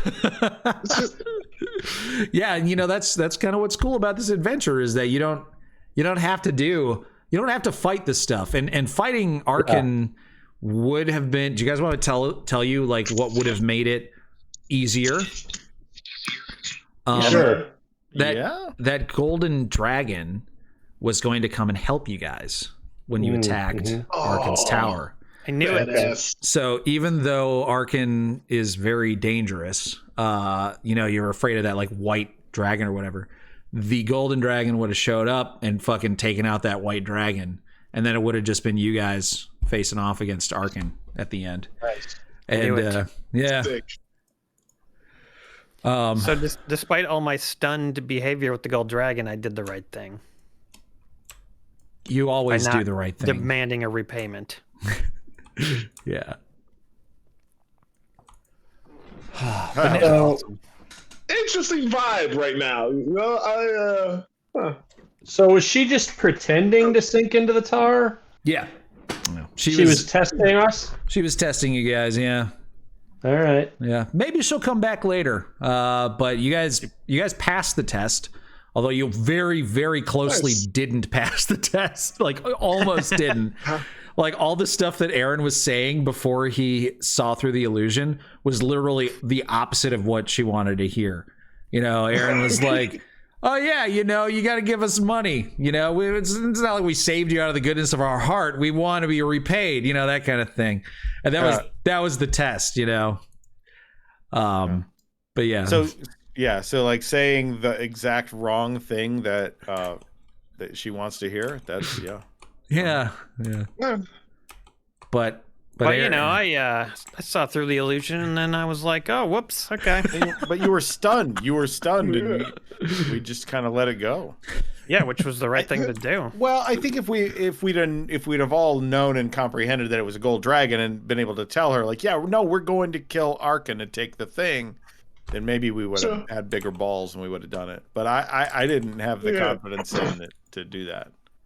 I mean, he has the hand of Vecna. I don't even know. Imagine getting slapped with that. That's a big hand. Yeah. It's all dirty. Yeah.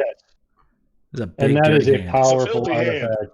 Yeah. It was also like kind of the story arc that you would almost have expected us to follow. I kind of like that we didn't take the predictable route. Mm-hmm.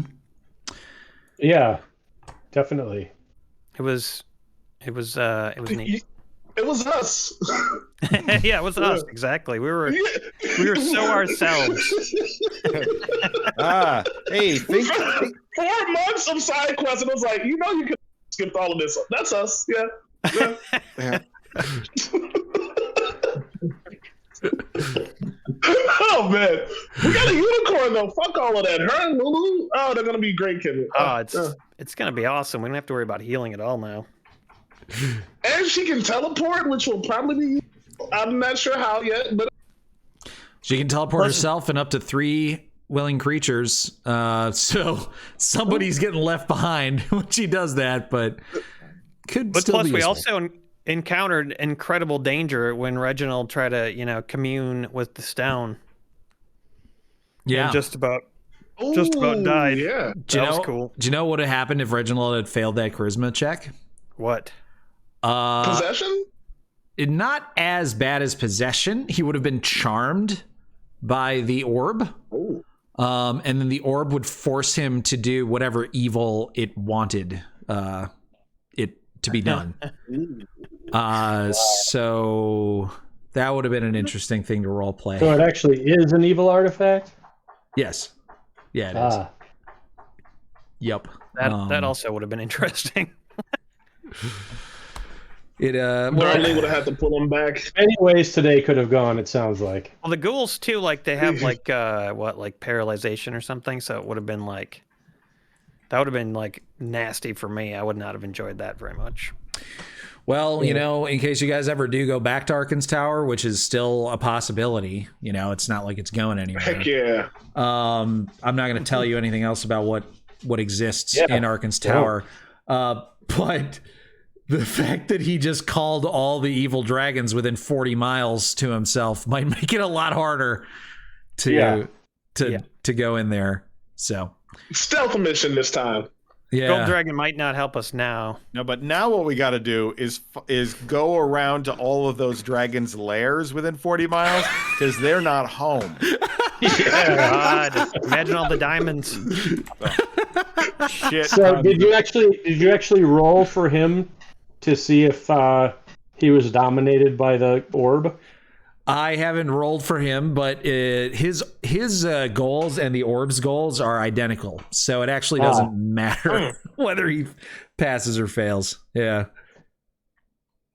because what the orb wants is to further Tiamat's dominion over the world, and that's exactly what Arkhan wants as well. So what we need now is a new patron or current patron that gets the reward. So that at the we have a new seller who takes specifically Titan's blood in payment for all their goods. Wow, you are seriously For all mitigating the this. diamonds. wow, yeah. Owain Dant Gwyn. Oh, I don't know how to pronounce that, but says, "Does he smell bad? I need to know." Yes. Arkhan now smells like burnt, rotting flesh, which he kind of already smelled like because of the hand, but it's now detectable even further out.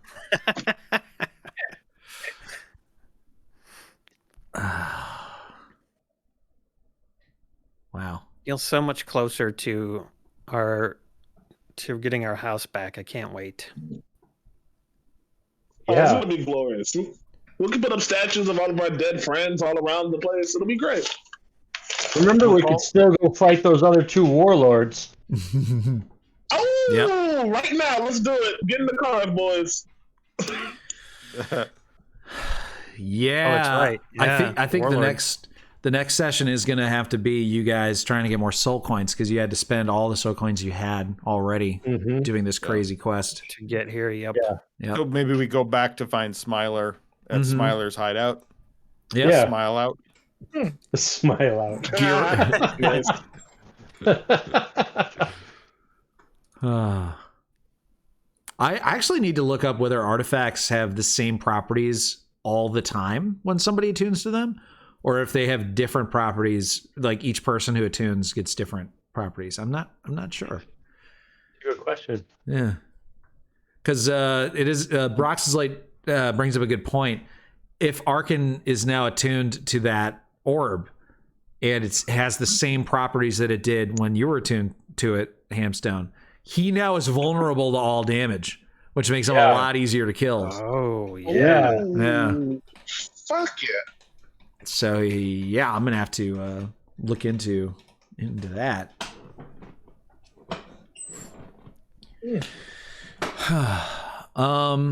Wow. So yeah, things have gone in an interesting direction. So I'm gonna have to spend a lot of time thinking about sort of like what possibilities, what doors have been opened now, you know, and what doors have been closed.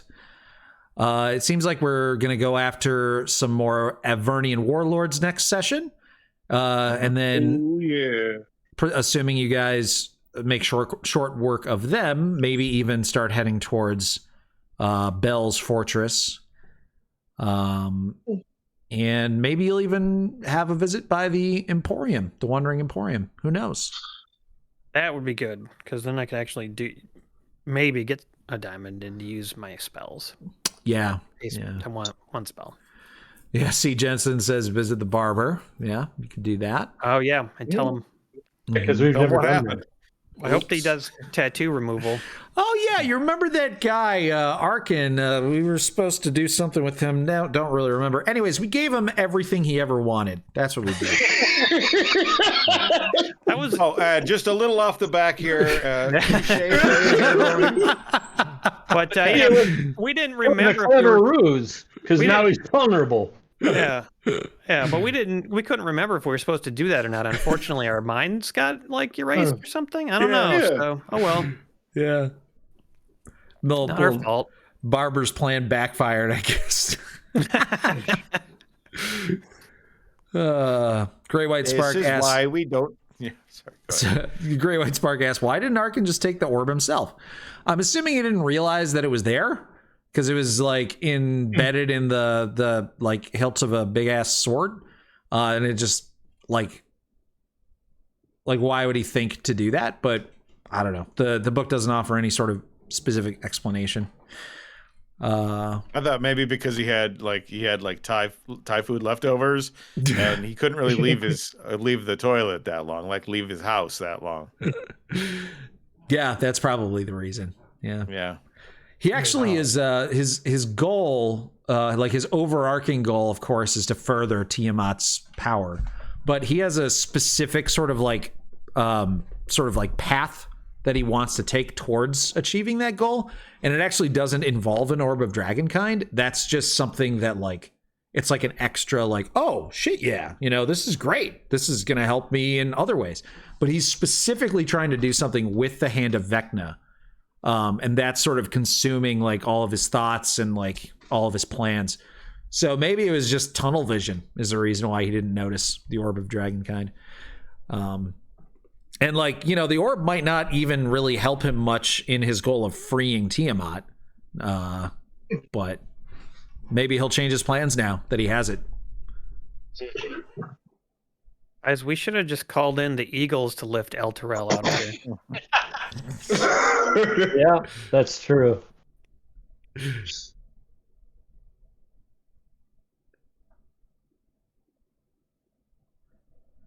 Yep. What if the three kobolds in the trench coat had got it first? Jason? Well, they wouldn't have really known what to do with it. They would have just used it as a light fixture in their hut. 'Cause they don't like to read, but they have a magazine with some drawings in it of some kobolds in a state of distress, like undress. Duress? They would look at their pornography in the light of the orb. Distressed kobolds undressed? Yeah, they're distressed and undressed, which is the state that kobolds need to be in order to make eggs happen. Great White Spark is asking about the three kobolds in a trench coat bit. Now, I did not make up the three kobolds in a trench coat. That was in some artwork in the what's the module? Ice-Spired Dale, I think. Icewind Dale? Icewind Dale, that's it. Yeah. But it's just so hilarious. Yeah, I saw it online and it came up and Rime of the Frost Maiden. Rim job of the Frost Maiden. That's the porno that they made. Yeah. So what do you guys think about February 26th? Or do we already have a date for February or no? We don't. No. That should work out okay. Yeah. Okay. I'll just put it in at work and I'm Gucci. Yeah, that should work. Cool. Nice. Sweet. Oh my God, we already know what the next session's going to be. February 26th. That's amazing. Yeah, man. It's a high efficiency day, man. I know. Amazing. Keep the night of the 18th open, guys. We're gonna play games for my birthday. Oh, cool. Red birthday games. Bad birthday gang. All right. I will prepare for next session with the assumption that you guys are going to use diplomacy and deception and talk your way through everything. What we're going for, exactly. I guarantee you next time we'll just fight everything we meet. Yeah, I know, right? The first person I see is dead in the face. There wasn't a single combat in this one, was there? No. I think that's our first time. Yeah. I literally, from the moment that we started playing, you guys were like, okay, we're gonna have to beat this fucking Titan up, and you were like casting spells and stuff like before getting to him, and I was like, this is gonna be crazy. They're gonna fucking kill Uldrak before you can even tell them what's going on. And I was like, these guys are so bloodthirsty. And then I was thinking about how that was gonna get you guys to Arkhan and like what we could possibly do to like revive him. You know what I mean? Because then you'd have to bring Uldrak back from the dead in order to get his blood, and then the opposite of all that happened. You guys were just like totally chill and like non-violent the entire time, and I was just not expecting it at all. But that's great. That like it's great that option exists and that you can pursue it and still be successful in the campaign. Just shows we're versatile. Versatile, exactly. Yep. Change our tactics depending on the foes. Exactly. Lulu's going to be great in the meeting with Belle. What could go wrong? Yeah, maybe she should wait in the car for that one. Yeah, she can hang out with Lulu. I mean, hang out with the moon Monocorn. Maybe next time we should just it's just sneaking the whole time and we steal shit. Yeah, we just go in there. Oh, so go ahead. No, go ahead. I was going to say we just go in there and act crazy and let them take us captive, and then they'll put us in some really weak cages and chains because we're just weird, and then we break out when they're sleeping and get them. Ooh. Yeah. Hell yeah. Mr. Wumbo, Aaron can make that cloak. You're going to look into making an infusion for a cloak of Elvenkind? So I'm curious about the possibility of endowing armor with infusion of an elven cloak so that I could stealth.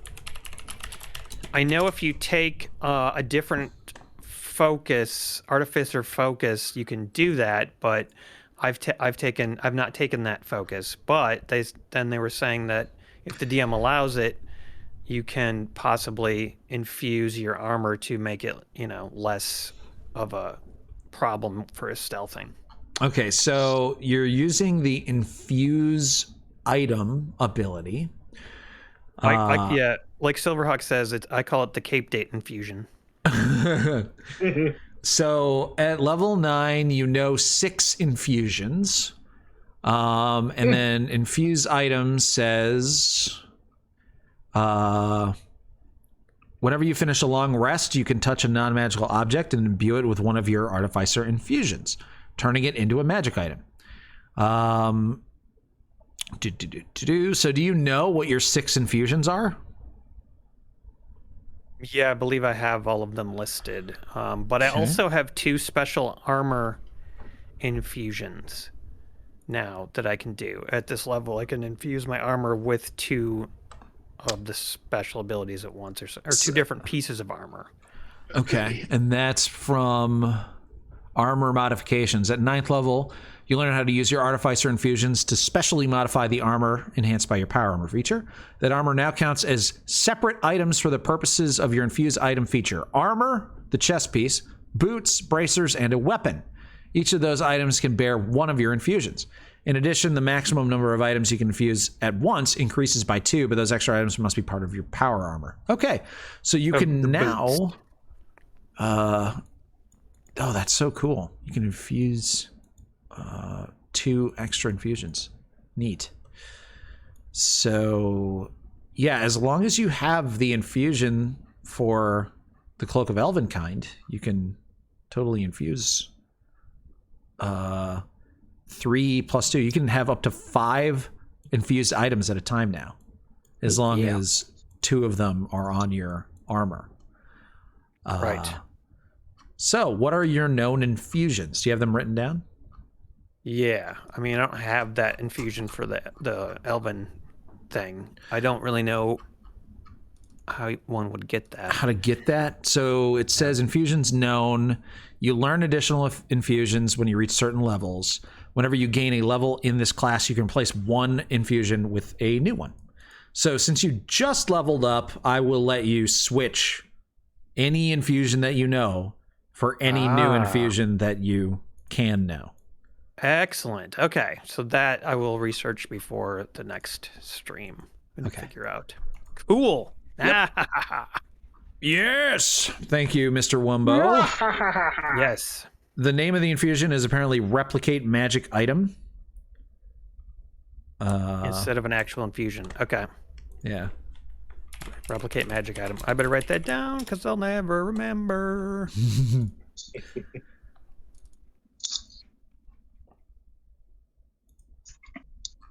6th level replicatable items. The Cloak of Elvenkind. Yes, that's an option.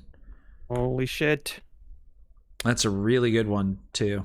You can actually make a bag of holding with replicate magic item. That's a really good one, too. Say that again. You can make a bag of holding using replicate magic item. Right. So, like, I could swap that out, like, next level if I wanted to. Yeah. Well, yeah. Do you have to pick a specific? Well, whatever. We'll look into this, but we'll figure it out. That is, yeah. You'll be able to figure out using that information. Cool. Awesome. Yeah. Oh yeah. Byclass says, "I'm shocked. I just realized an entire session has gone by without Race viciously mocking someone. What is the world coming to?" It'll never happen again, man. At Even least if I'm roasting myself, somebody's gonna get it.